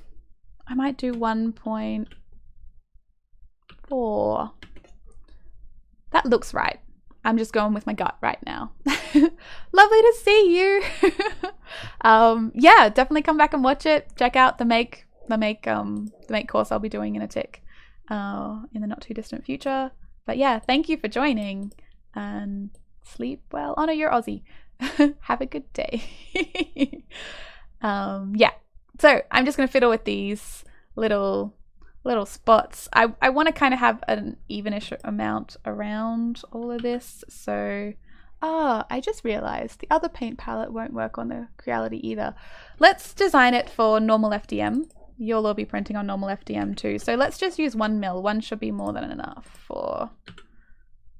And on the side I might make it a little more because it's on an angle, so I might make this 1.4, and up here it only has to be 1 mil again. We'll use 1. Don't know whether that's making sense, but yeah, we're just leaving enough room. I like the shape of this cup. I think I might bring it. Ooh, what have I done? Oh, that actually won't work because this gets a bit closer. What I'm going to do, there's this cool function called offset, and offset draws a line that is parallel but a certain direction, a certain amount away from a line. I'll just show you, it'll make more sense. So I'm going to use this shape and we're going to go -1 for 1 millimeters, and see how it's drawing like a concentric version of that shape. It's kind of like adding a thickness to it. We're going to do this because it'll help me build this shape in here and make sure I'm not cutting in too far anywhere. So now I'm going to just manually place this line about there. Yeah, I think that looks right. I like the look of that. I like it. I like it. Yeah, and we'll make a longer well. Well, let's do that circle thing we did before over here. And again, I set this to a construction line so that it's not a real shape. It's a fake shape. I think we can call it that. Let's use this circle, this 3-point circle again that we were using before. And we will do it over here. Click, click. And like before, we're going to set this to tangent, and this to tangent, and this to tangent. And then we check that this is still similar to our paintbrush, and it is. And now we're just going to, let's try and do another one. We can do this by, what can we do? Let's break this tangent. I think I did it slightly differently on the other one, but we'll see how it goes. I think we said these were 8.5, didn't we? So we'll stick out slightly on the top. It should still work on the other one. We will find out. Otherwise, it might just have to be that the paintbrushes don't fit, but another little vial does. Anyway, we're going to do a rectangular pattern, and we are going to use the circle, and we are going to use a this way direction, and we only want 2 of them, and we want them to be 8.5.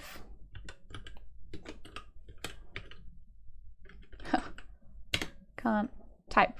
8.5 away from each other, like that. So we'll have 2 spots for brushes in there.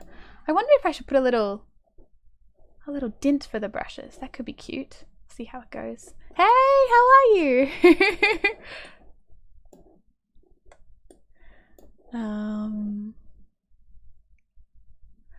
What plan of Fusion do you use? I've been using FreeCAD for my CAD work, but it's not user-friendly looking as this.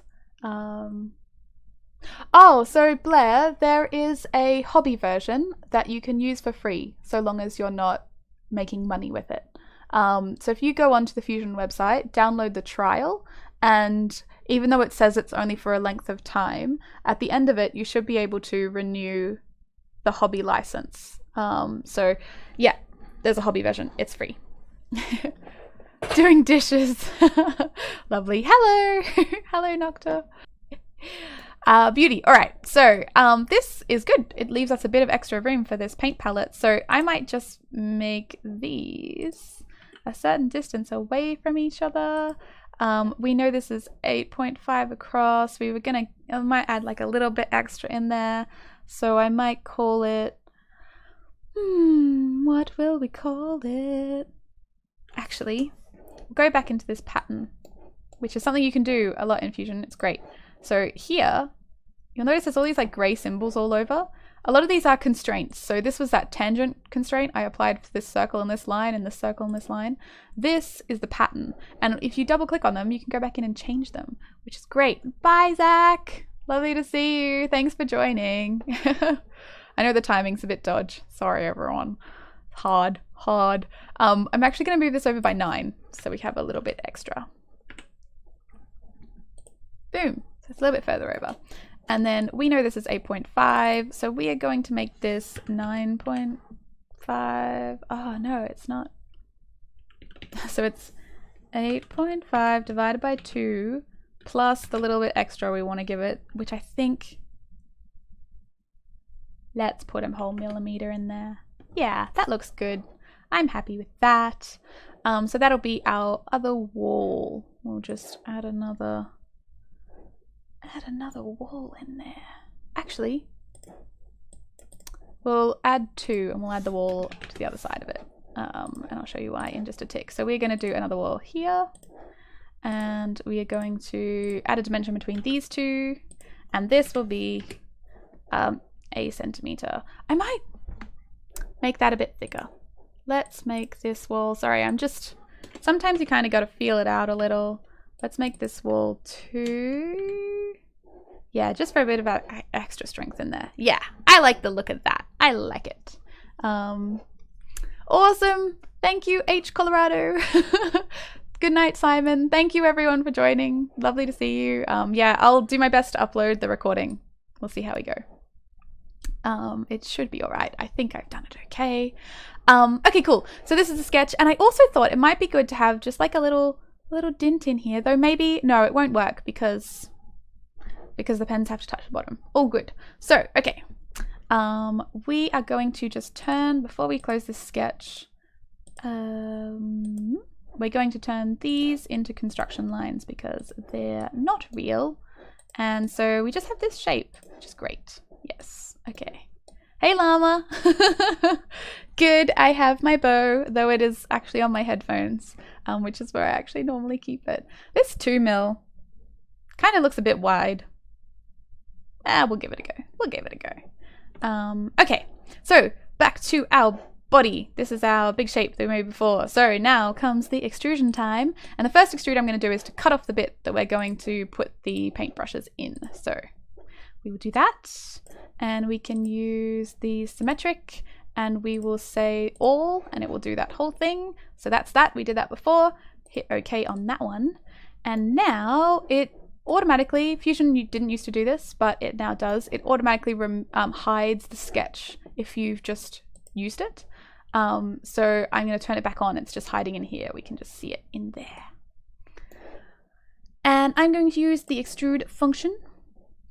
And, oh, I probably should do some maths to calculate this out, but I'm not gonna. We're gonna feel it out. We're gonna just grab this. We are going to do a symmetric extrude, and I'm gonna try 4mm. Let's try that. And now we can get rid of this sketch again. So we've just made one little ink well, or paint well. And I'm going to chamfer, or fillet rather, the insides a little bit, because if you fillet things, it's a little bit easier for the printer to make it waterproof. It's just a little bit more likely to go well. I'm just going to feel it out. I like one. One looks good, though it kind of fillets all the way to the edge. I didn't want that. Yeah, sorry, I selected the wrong... Oh, I haven't really talked about fillet yet, have I? Fillet curves lines. So it takes little edges, little sharp edges, and it adds a little curve. And there's also chamfer, which squares them off. Thanks, Jess. Lovely to see you. We'll have to hang out soon. Yeah, I want to do stuff together. We'll have to do some of your pewter casting or something. I miss you. Yeah. Cool. Yeah, so fillet makes little rounded edges, so things look nice and neat. And this is functional in this instance, but usually it's aesthetic. But yeah, it does make it a little bit easier for your printer to make it waterproof. So I like the look of this well. Let's create a pattern, rectangular pattern like we had before. So previously we were making patterns out of sketches, but you can also, and sometimes it's better to make it out of bits of a body, or yeah, like 3D things. I found in Fusion, weirdly enough, it struggles when you make a lot of patterns in 2D. The ones we've done are fine, but if you were making like hundreds of something, it really struggles to do it in 2D, but it does it fine in 3D, which makes no sense to my brain because you'd think there'd be more calculations in 3D. I don't understand it, but there it is. If you're duplicating a lot of things a lot of times, it's better to do it in 3D. And we're doing it in 3D here too because I've rounded it out after I've made it. So we actually wanted to use both those things. We don't just want the cut.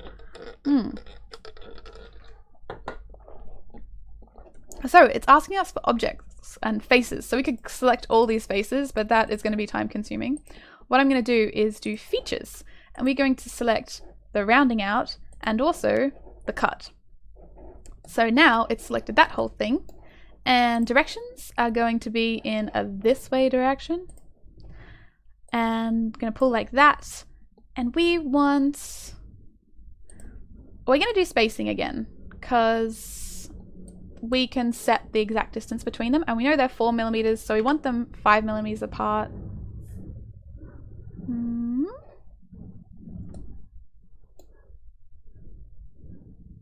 I thought I made them 4. Oh, I made them 4 either side. I made them 8. So we want them to be 9 millimeters apart. Oh, thanks, Jessie. Hi. Welcome to my channel. And like we were doing before, we can just pull it in one direction like we were with the extrudes, but we can also do it symmetrically, which is what we want because we want it to build either side of these. And currently we only have 3. Let's see how many we can fit. A lot, by the look. 11. That is quite nice. And I like having the bit on the end because if we look at it from this view, you'll see that there's actually a sort of chamfer there. So that is perfect. Perfectamundo. Isn't that just great when everything just works? So we hit OK, and it should, after a little think, have some little paint wells. Woo! So there we go. We have made, I'll just move one over. I'll move this one over a bit so we can see them. Beauty. So we have made this style paint well and this style paint well for our little paint palette. And now it's time for me to print them. So yeah, that was all I really had planned for you today. But does anyone have any questions? Questionronies? Or, I don't know, anything else? I am at your disposal for a little while longer. I am going to start exporting these. I might move back to just my face. Oh, I might show you how to export them too, actually. Will I? Not sure. Not sure what it will show. So I'm going to export these, but the way you do it is to right click them here and go save as STL. And then you're able to save objects out and then 3D print them. Oh, my head is in the way again. Right click the object and bodies and save as STL. Just there. Boom. And that's all you have to do to save them. And then it just like guides you through the process. So I will do that now while we're talking. But yeah, oh, thank you. You're lovely, Jim. Oh, FDM or resin? Oh, good point. I was planning on doing an FDM, but resin would make them automatically waterproof, which is actually probably a better idea than the FDM. So I might use resin. Oh, thanks for joining, Paul. Lovely to see you. Thank you so much. See you, Jim. Bye. I could show you how I set these up for print if that's handy to anyone. I might do the Winsor and Newton one first, because that will be the hardest to fit. So we will print that one first. Just put it on my desktop. And I will save this, and we will open Cura. Bye, Jim.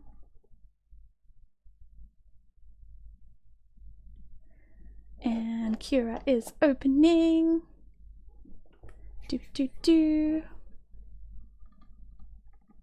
How has my audio and video been and everything? Have you guys got any feedback? I don't know, am I all synced up? Any issues? It's kind of hard for me to tell until I go live, and I suppose you would have told me, but I thought I'd ask the question. Have you got any feedback for me? Because I've never done a YouTube live stream before, and I don't do them very often in general, so yes, any and all feedback I am very open to. Oh, hey Zach! You're joining just towards the end. Lovely to see you though.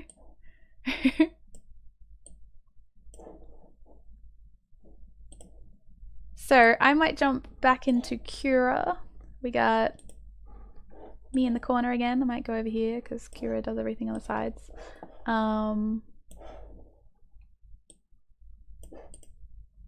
Video and audio is perfect. Yay! Oh, that's good to hear. I was a bit worried it might be out of sync. Sometimes it gets a bit out of sync, but I think I made it. I think I cut down on a lot of the bloat that I was using. So we good. And that's good because my aircon is running and you can't hear it, which is also good because it gets very hot. LIVESTREAM, maybe you can make a new user on your computer. Yeah, I've thought about this. It's just hard because everything's already saved on this one. And then I have to like set it all up again. But it's probably a good idea. Probably a good idea. I think I will investigate it. Especially because I think I'm going to do more of these live stream things because I do just think I'm better live. I'm better just doing it on the fly.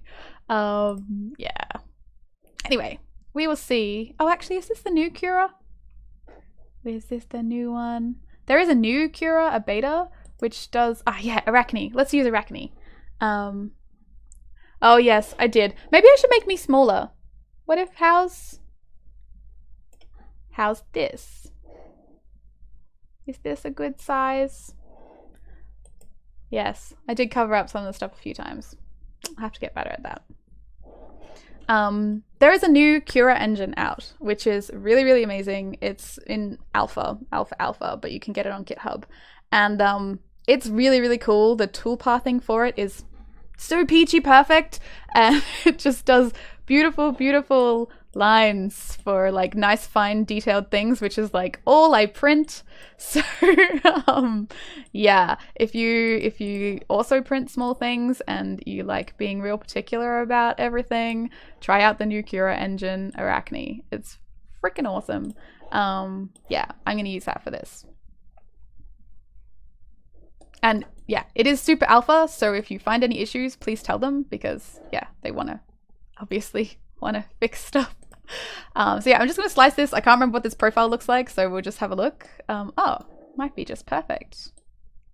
Hey, this is looking good. Look at these lines. There are no breaks or anything. Look how smooth they are. I'm so happy. Smooth lines make me happy. I'm so silly. I'm desoldering encoders to replace them with RGB encoders. Ooh, that's exciting. What are the encoders on? Is this a silly question? My advice, get a macro keypad, set up some duplicate scenes. Yeah, okay, that's a good idea. I'll set up different scenes with me in different corners, so it's just a flash rather than me clicking and dragging my face. That's a good idea, Blair. Thank you. I will do that. I do know how to set up different scenes, so I'll make that happen. My only concern with this print is that the surface area of the very first layer is pretty minimal, so I'm actually going to add a brim over here. Like, it should theoretically still work, but I'm not adverse to a brim, you know? I know people who are, but I've never found them hard to remove, and if it means you're not wasting plastic because you know the print's gonna work, it makes me happy. So there we are. Beautiful. Now I only gotta work out what color. The encoders are on an oscilloscope that I've been told costs this much. Wow. There you go. Well, if it costs as much as a car, it definitely should be RGB. So I don't know why it doesn't come with that default.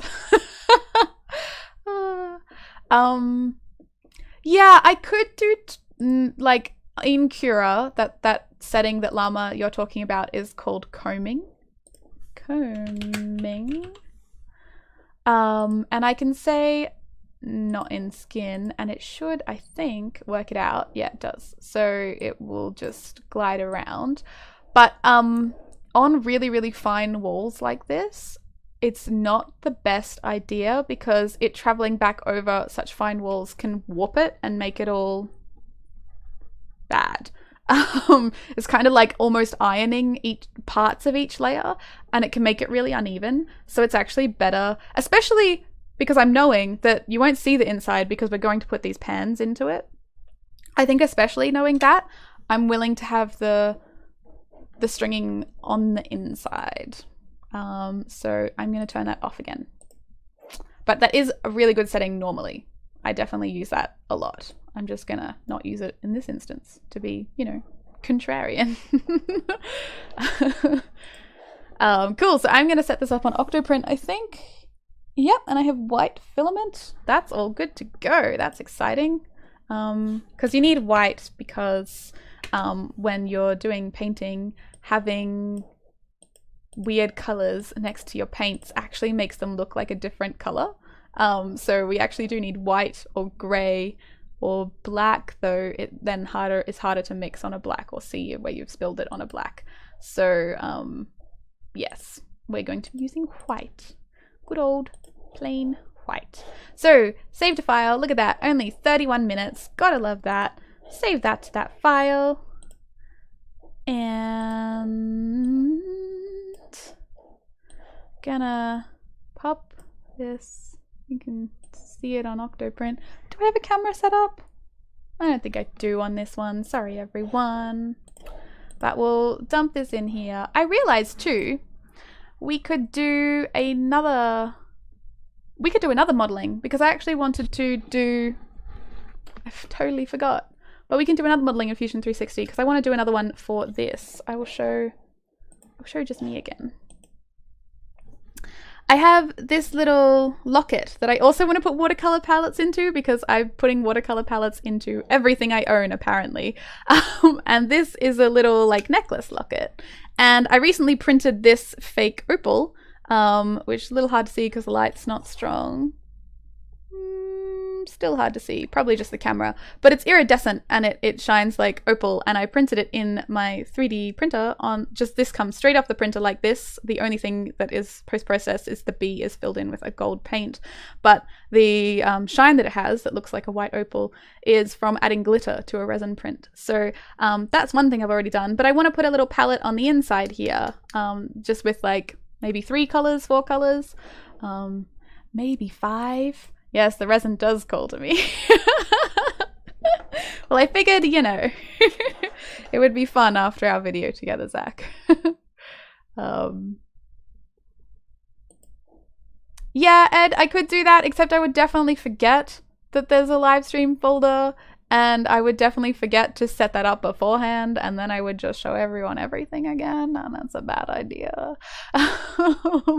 So I don't trust myself with complicated systems. Yeah, I did mostly tidy up this user, but I don't know. I just get worried. I just have some really clever, scary stalkers.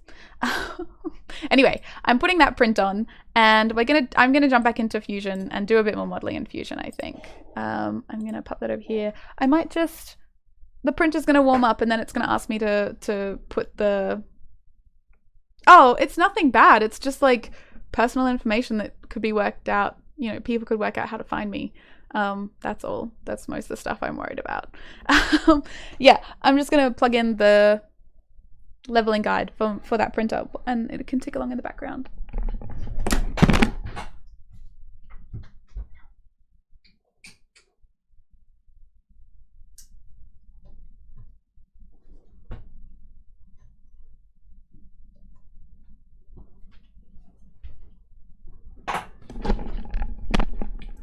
I'm back.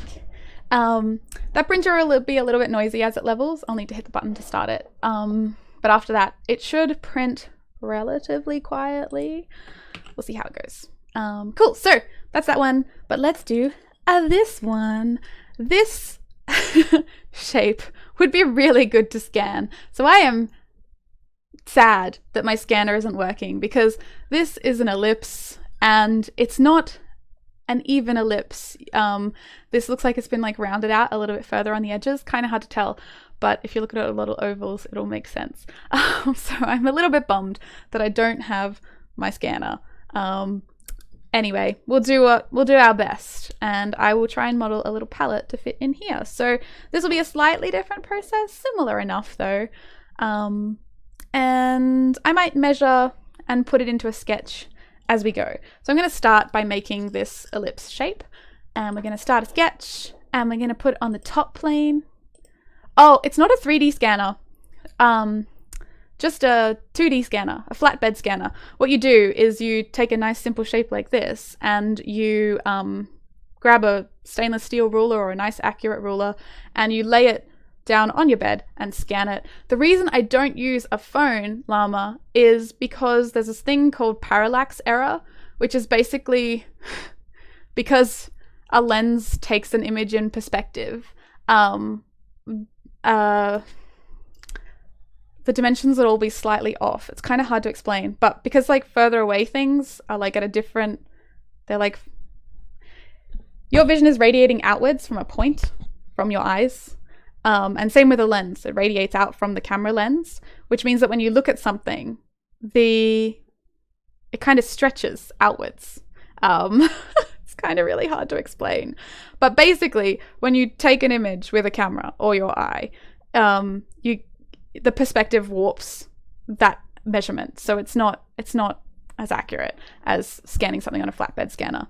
And oh, thank you for joining. I'll upload this, and yeah, I think there will be more because, like I said, I think I'm better live than I am. Yeah, perspective distortion, parallax error. There's a lot of other names for it, but yeah, it's enough to knock it out of a few mil. Which, yeah, can be a problem. So we'll just use calipers and I'll try and get my flatbed scanner going. But yeah, same as last time. We're going to measure the height, this measurement in here, and that comes out to 33.5. And we're going to measure the width in here. And I'm going to try and find the widest point. And that's coming out to 24.5.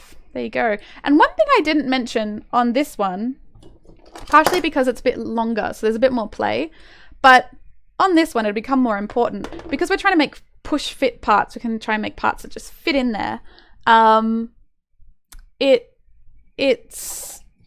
We actually need to add a little bit of clearance in between our part and the real life object. And usually I use 0.3 millimeters. And I've just forgotten those two measurements. I'll put the measurements in and then we'll do the 0.3 millimeter thing I'm talking about. Oh, and my printer's ready to go. I'll just hit go on that.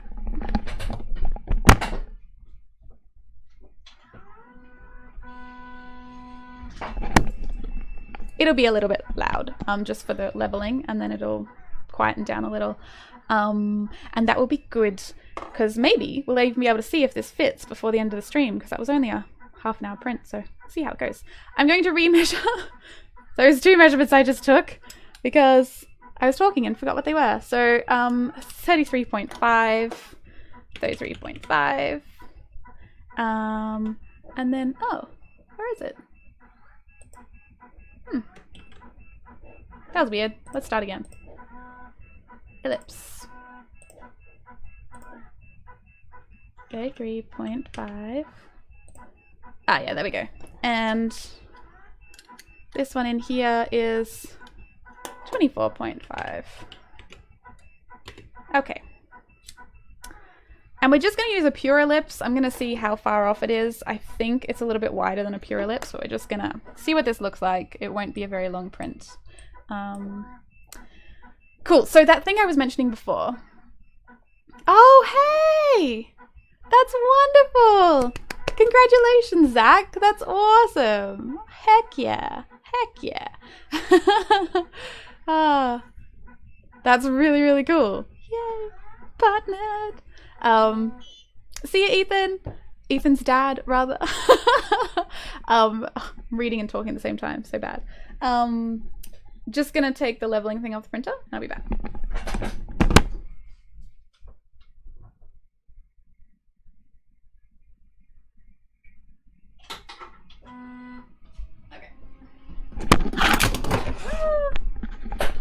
Sorry, throwing things around. Okay. Thank you. I'm glad you're enjoying it. Yeah, okay, so what I was mentioning before is that because we want this to push into here and it's quite a small shape, we need to add a bit of clearance. And the clearance basically is just a little bit of give, I guess, a little bit of extra that will allow us to push it in. And I normally use 0.3 for push fit parts. So we are going to grab this line and use that thing that I was using before called offset. And we are going to go negative 0.3. And that makes a tiny wee line just inside our bigger line. So this is the line we're actually going to model to. This one out here is going to just be a fake construction line, because that was our real measurements. See you, Marcus!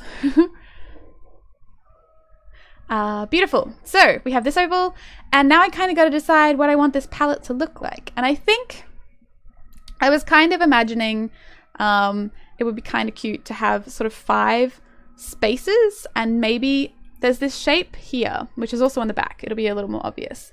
Kind of has this diamond shape and these sort of almond shapes on the side. And I think it might be cute to kind of try and mirror that and get 5 wells in here. 1, 2, 3, 4, 5. That's quite a few colors in a small space, but you know, this is kind of a sort of a novelty thing, I think, more than a functional thing. So yeah, the way I'm going to do this is with those splines that I used before. Splines are curvy lines. And I'm going to grab one here, and I'm going to put one like here-ish, and another one there. And then I'm just going to kind of move this line until it looks right. Again, very feely, this one. It's not a very hard and fast answer. I kind of like that shape. It could be a little further in, maybe. Yeah, because we don't need that much white. And I feel like white would be in the middle, because in gouache, at least, you use white a lot. In watercolor, you don't. You do something else, maybe a Payne's grey or something.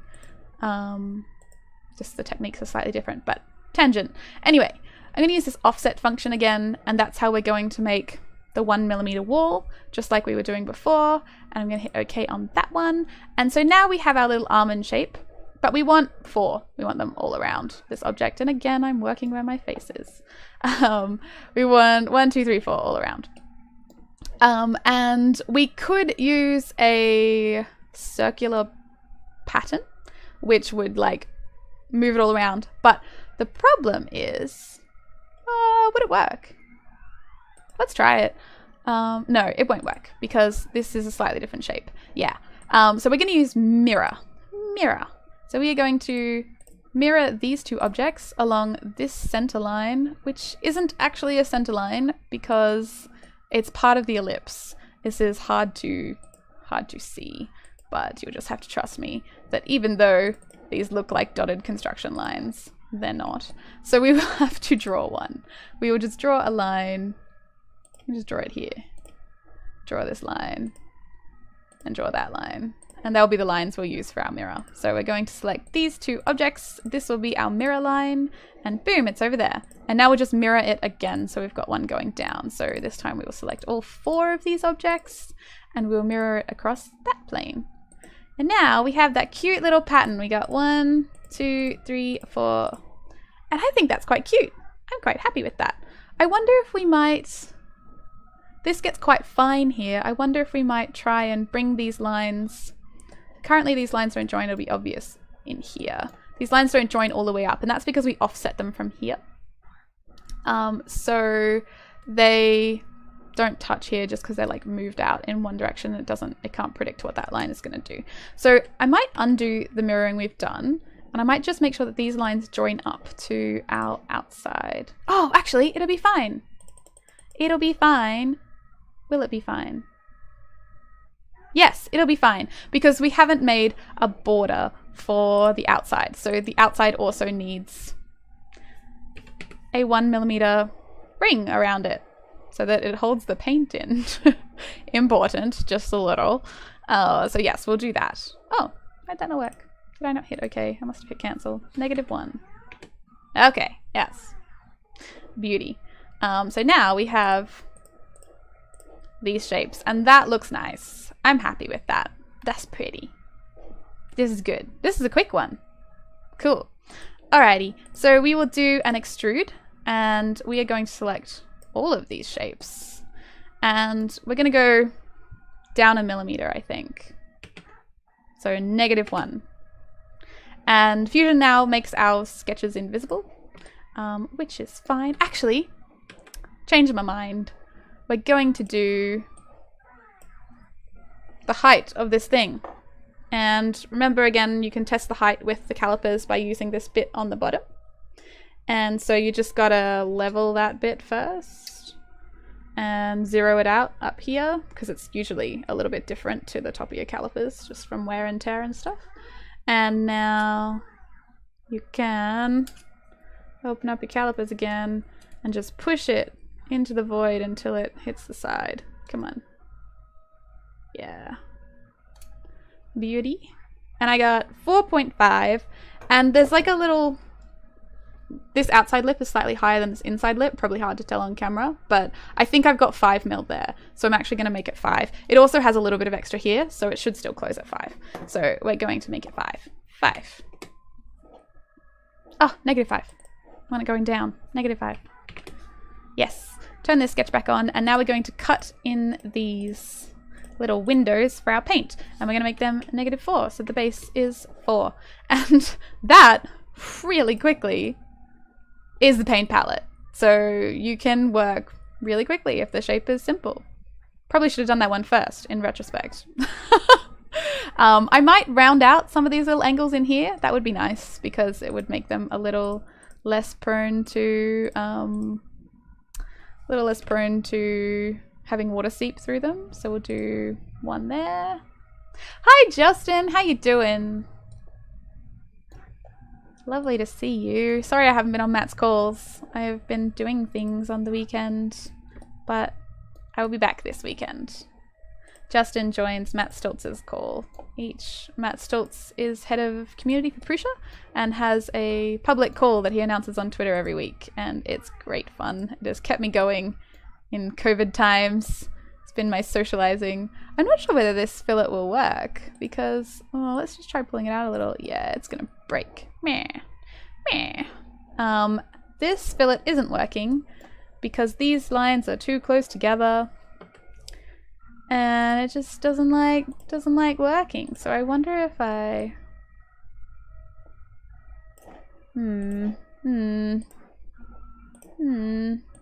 How far can I go?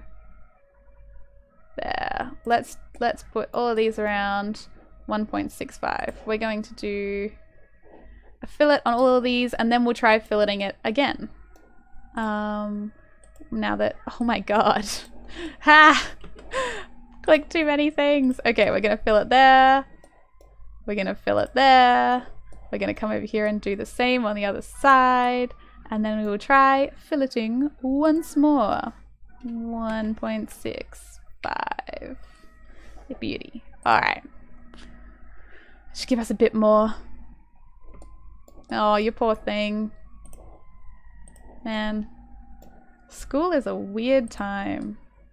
Very strange environment. Let's see if this works now. No, I feel it breaking. I don't think it's gonna work. Oh, maybe? Maybe? Doesn't like that, does it?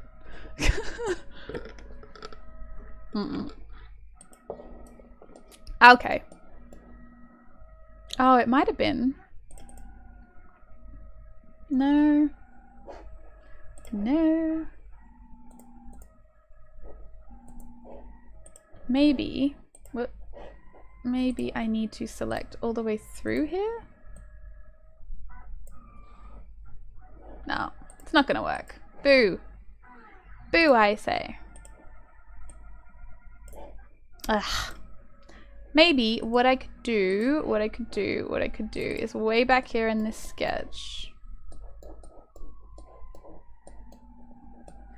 I wonder if I can fillet these two? And then we wouldn't have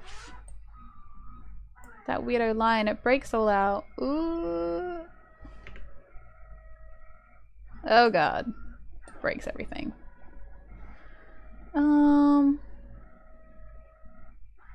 What am I gonna try? I could just like manually put a little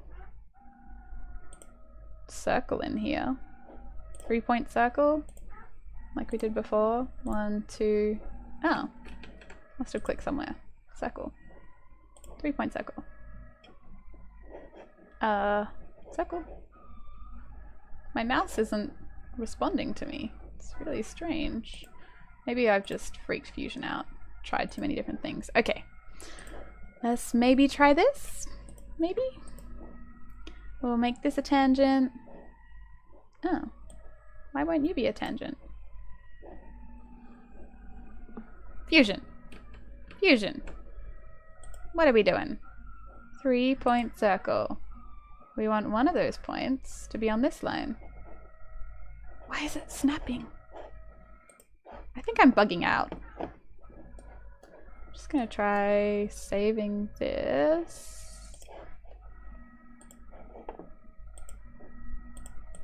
And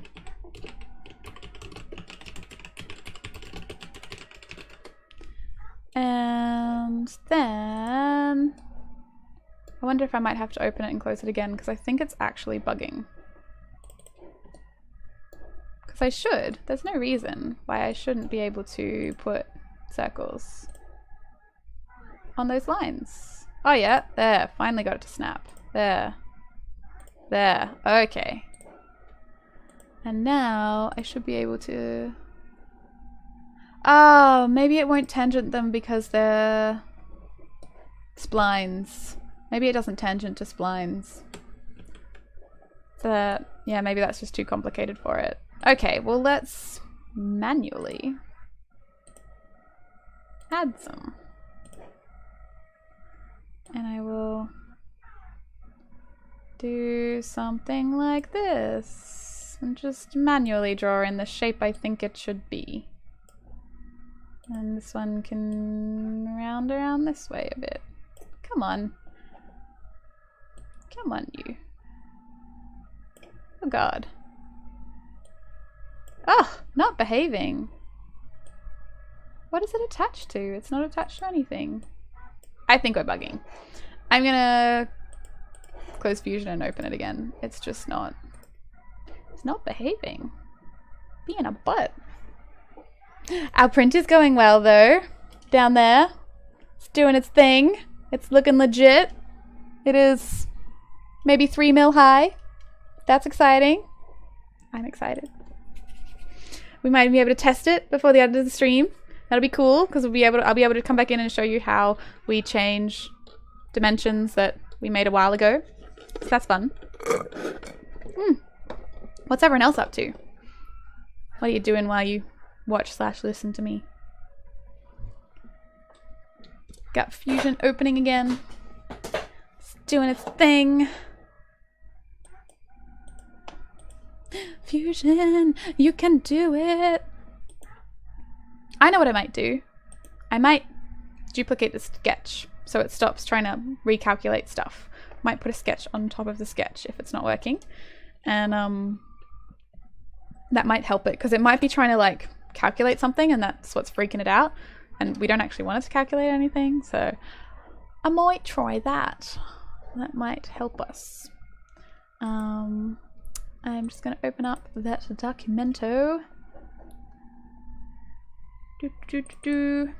This one. And I'll go back soon. All right. And I might go back to here so it stops trying to calculate all those things. Aww. Well, I'm glad, well, I hope you're enjoying at least watching intently like that. Let's see if I can round these out. And if not, I will do it on a new sketch. That will isolate it from this one. So hopefully it behaves. We'll see. Oh yeah, this is looking more promising. I think it was just bugging. Yep. Alright, so that looks good there. I'll do the same down here. Want it to touch that line, we want it somewhere in here, I want it to touch that line as well. And that's great. That's exactly, that looks great. I'm happy with that. And will I do this one manually? Yeah, I will. We want it to touch that line so it's even. Oh, perfection. That's crazy. It just works. Don't you love it? Oh, that's not the... Whoa, whoa, whoa. Whoa, whoa, whoa. Those are not the right handles. What is this business? Okay, and we will make these horizontal, vertical. Yeah, so they're even. Beauty. Alright.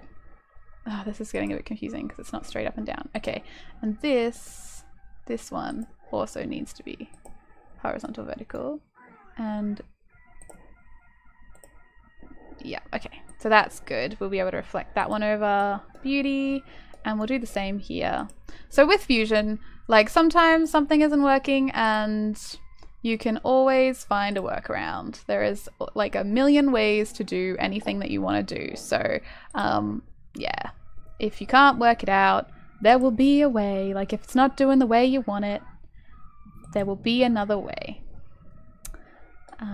So I'm going to reflect, oh god, not any of those things. Okay, let's just, gonna do a mirror again. We're going to mirror this little curve here. We're going to mirror that curve there. We're going to mirror that curve there. And we're going to mirror them all across this horizontal line.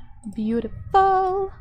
And now we're going to mirror all of that across the other line.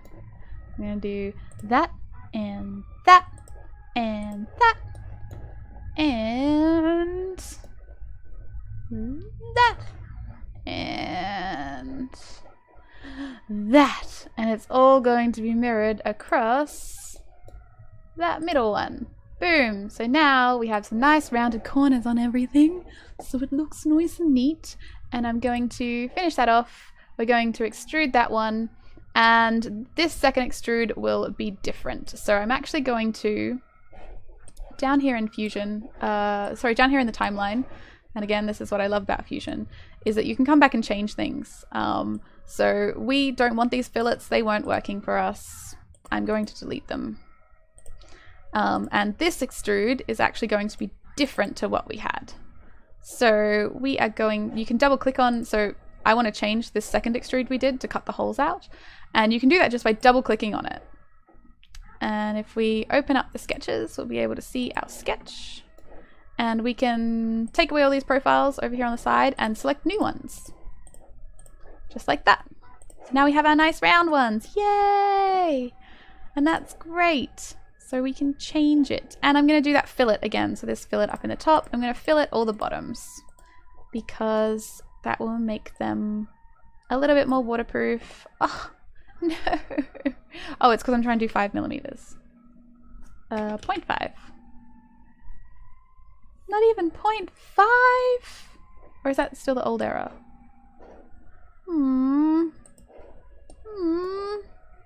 Oh, it's that one there. Okay, well that's fine. We can change that little one up there. We can zoom in a bit. We'll bring these down. And these should be horizontal and vertical, so they're even. I could use a mirror there too, I just didn't. And we'll bring this down. So it's just a bit more round. That's probably good too. It'll prevent the paint from getting too stuck in there. So now we'll try that fillet again. With fillet, you can select specific lines, but you can also just select whole planes, which is handy. And we'll go 0.5. Oh, what are they? What are those? Where are you coming from?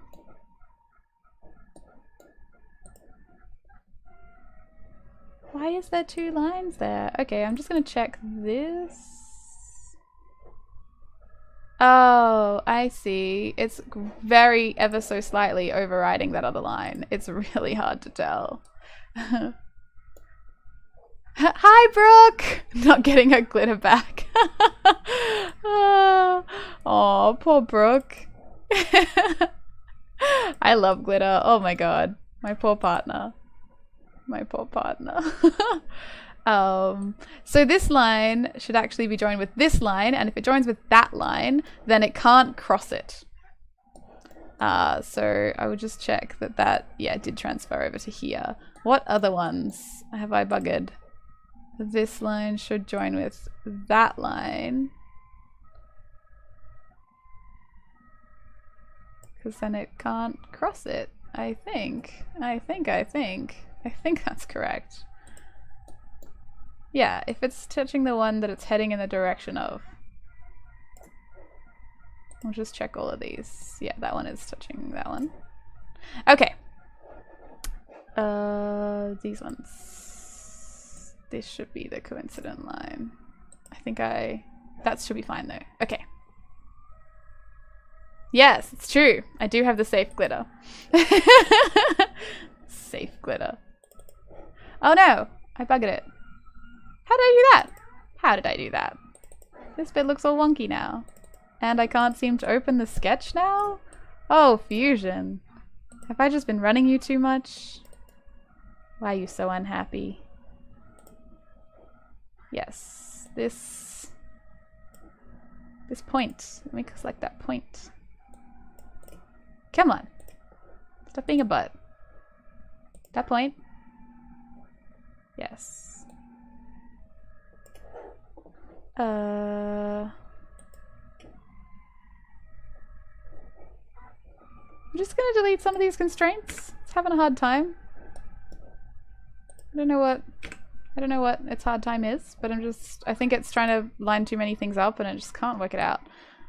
Now I should be able to move this handle. Nope.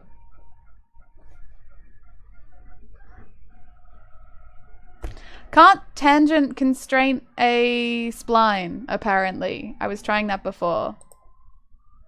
It doesn't wanna. You can only tangent a circle. Don't know why. Unless I'm just dumb. It's freaking out again. Let's just delete that line. Just delete it. And we'll just do it again, because that didn't take me long to do. It is like making angry noises at me. What are these angry noises about?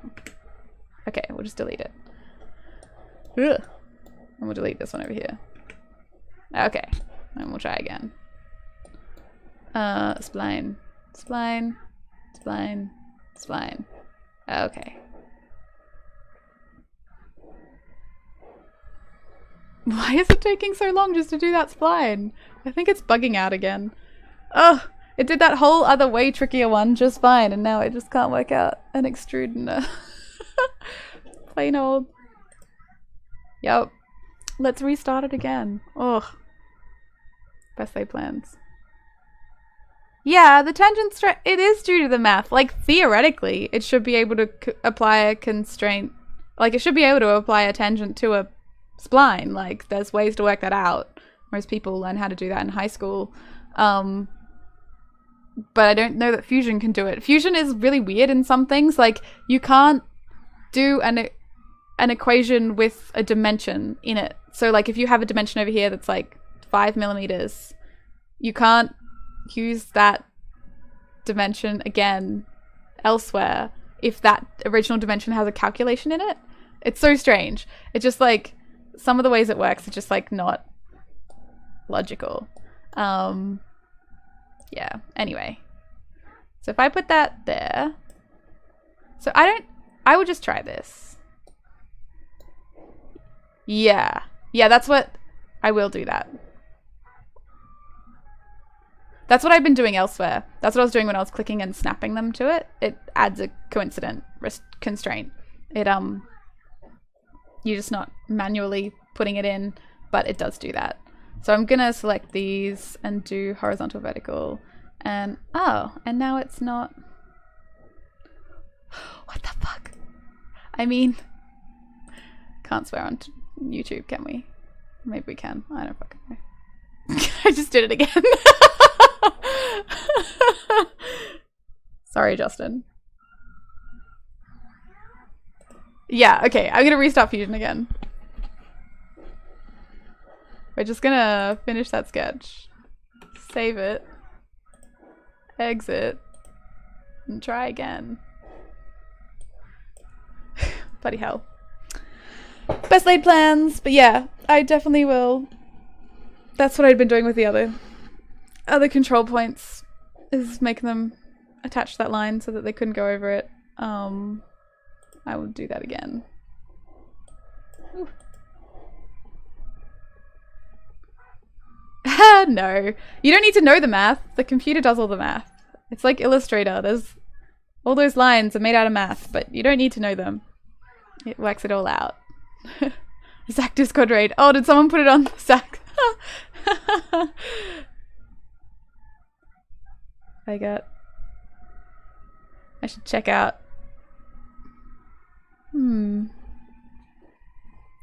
Yeah, I'm sorry.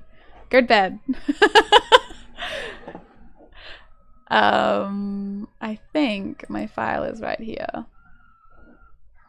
Look, we're brisking it for the brisket.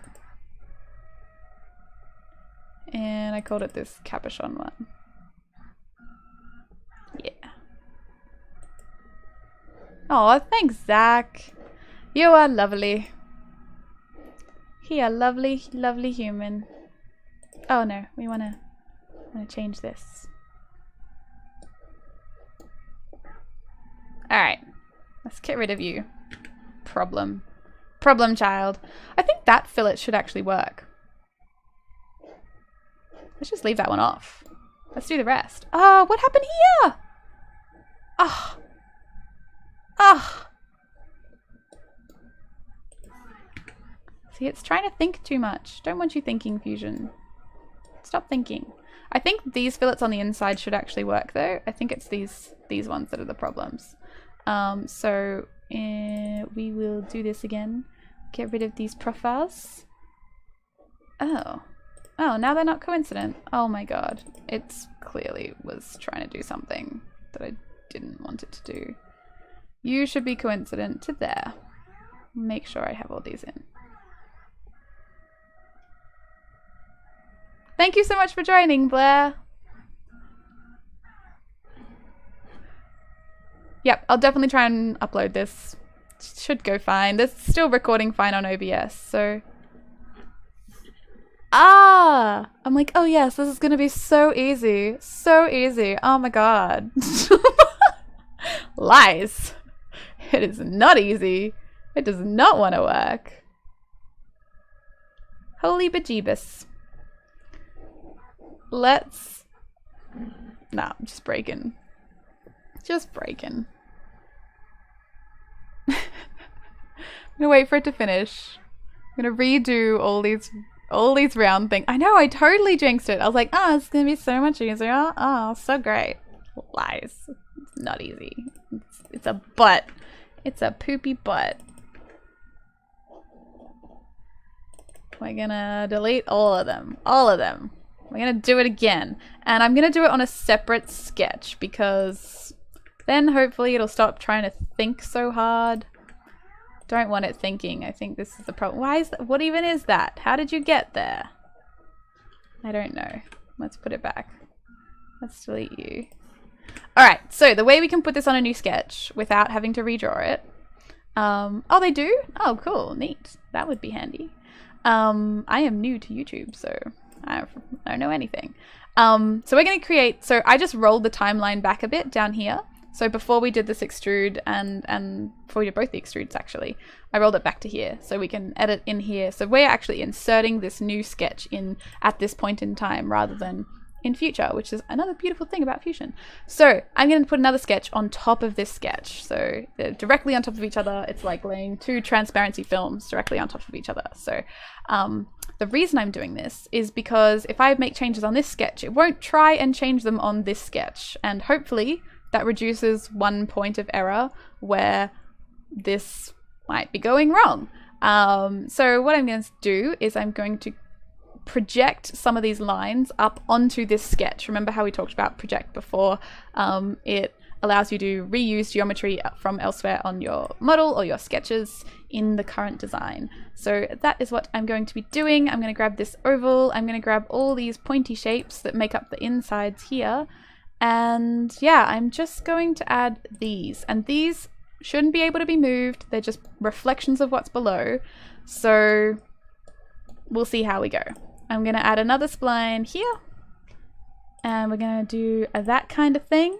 And we are going to grab these handles. And this point on this handle should be coincident with that line.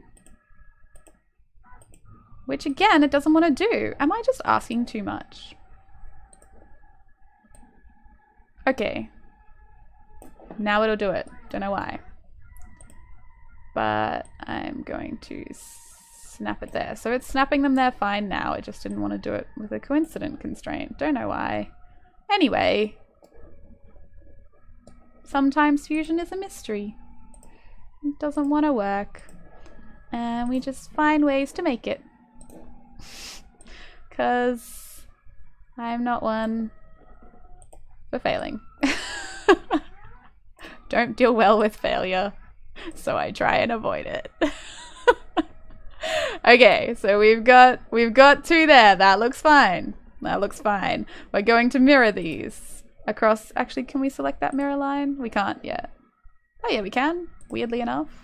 Alright, so we're going to select these and that. Actually, let's select off the line first so it's not. And now we're going to select this line, that line, this mirror line. Yeah, there's no super chat option. I'm sorry because YouTube won't pay me yet. I'm still like only 10% of the way to being paid by YouTube. So I can't do the... I have enough subs. I need like thousands more hours. It's ridiculous, and it doesn't count all the hours that people actually watch things. But apparently live streams are counted. Oh, the print finished. Oh, that's exciting. Apparently live streams are counted differently to normal ones, and they actually count all the hours that people watch on the live streams. So I don't know. I feel better at live streams anyway, so I'm gonna try and make this a weekly do. Beauty. All right. Let's give that a go. I'm gonna pull the print off. What do you reckon? And we'll actually, it'll cool down a little. Let's let it cool down a little. It's on a glass bed. Okay, so this first extrude still fine. This second extrude will change. We will change what bits we are going to extrude. So let's hide our underneathy sketch. We'll get rid of all of the profiles. And oh, look at the why are you not attached? Why are you not symmetric? Maybe this is our problem. Maybe it's not properly mirrored. Maybe our mirror function went dodgy somewhere, because that should be attached and is not. Mysteries abound. Mysteries abound. So what am I going to do? I'm going to delete this whole line, which I can't seem to do. Delete. Can I get rid of the projection? Oh, I'll make it a fake line. No? Oh my lord. Let's just do that all again. Let's just do it all again. Live streams. Oh my god. The inside lines are what's messing it up. Yeah, like these ones. Is this what you're talking about? That one? I don't see how it could be though, because it's on the origin. It snapped to the origin. I think it's like tried to calculate something. You know how we found all the dodgy buggered up ones? I think it's also moved this mirror in that direction, and that's part of the reason why it keeps breaking. So it's authentic. Ah, oh, that's hilarious.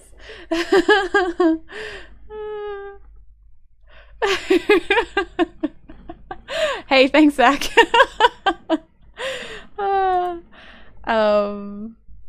Okay, let's just do it all again. We'll create a new sketch. We are going to, let's delete these. Let's just remove all points of contention. Maybe we just build the whole thing again. Let's just do that. I feel like I've messed around with it enough. It's time to try again. I will pull the print off though, and we'll see if it fits. Let's do that.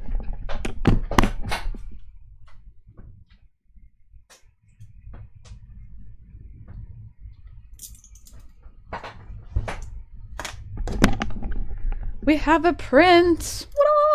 It has a brim, so I will just peel that off. Anyone up for some peel porn? Ah. And there's not too much in stringing, which is pretty good because that's actually just been sitting on the printer for a long time. So here we go. Let's moment of truth. Does it fit? Let's find out. Just oh, it fits so well. Oh, it just fits perfectly in. Okay, let's see if we can fit 2 brushes in as well. We definitely fit 1, which wasn't really in question. And I have another one. Oh my god! It totally works! First go! How often does that happen? Ugh. Let's put some paint in. I have a bunch of colors here. Let's use all the primaries. And maybe a black. That's always good to have in a watercolor palette. So we'll use, I've got 2 of each red and stuff, but I only have 1 yellow because the difference between warm red and warm yellow and cool yellow is really minimal. So I just keep an in-betweeny yellow because I just don't see that it's worth it. But I'm just popping these all in. Very satisfying. I'll put another one in here. And the black. Let's put the black in. Ta-da! And there we have it! Complete palette! Woo! And it holds in so well. Like I'm like, you know, it doesn't come out, which is like surprising. It's like just perfectly in there. So I might put some silicone in them though. If I was gonna sell them, I would like secure them a bit better. But there you go. I need to get rid of this little thing. I'm not sure whether it'll close. Oh yeah, it still closes with that little thing in there. So there you go. Haha! One thing successful. Woo! If I can keep hold of it. Woo!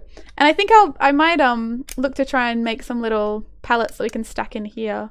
Maybe that's something we could do as well. Though I should probably do some other stuff today. Maybe that could be for next week. Yeah, woo!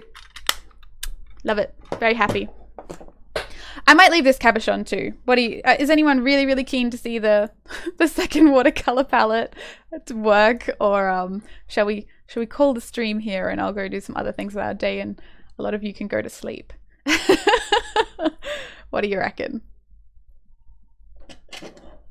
I will. I'm very happy to stay, but I have a bit of website building I got to do for someone, so I might work on that. Yeah, let's do that. I will end the stream. Thank you so much for joining. And yeah, I have Discord and stuff. I will copy a link to those and put them in the chat. I probably should have put them in the description.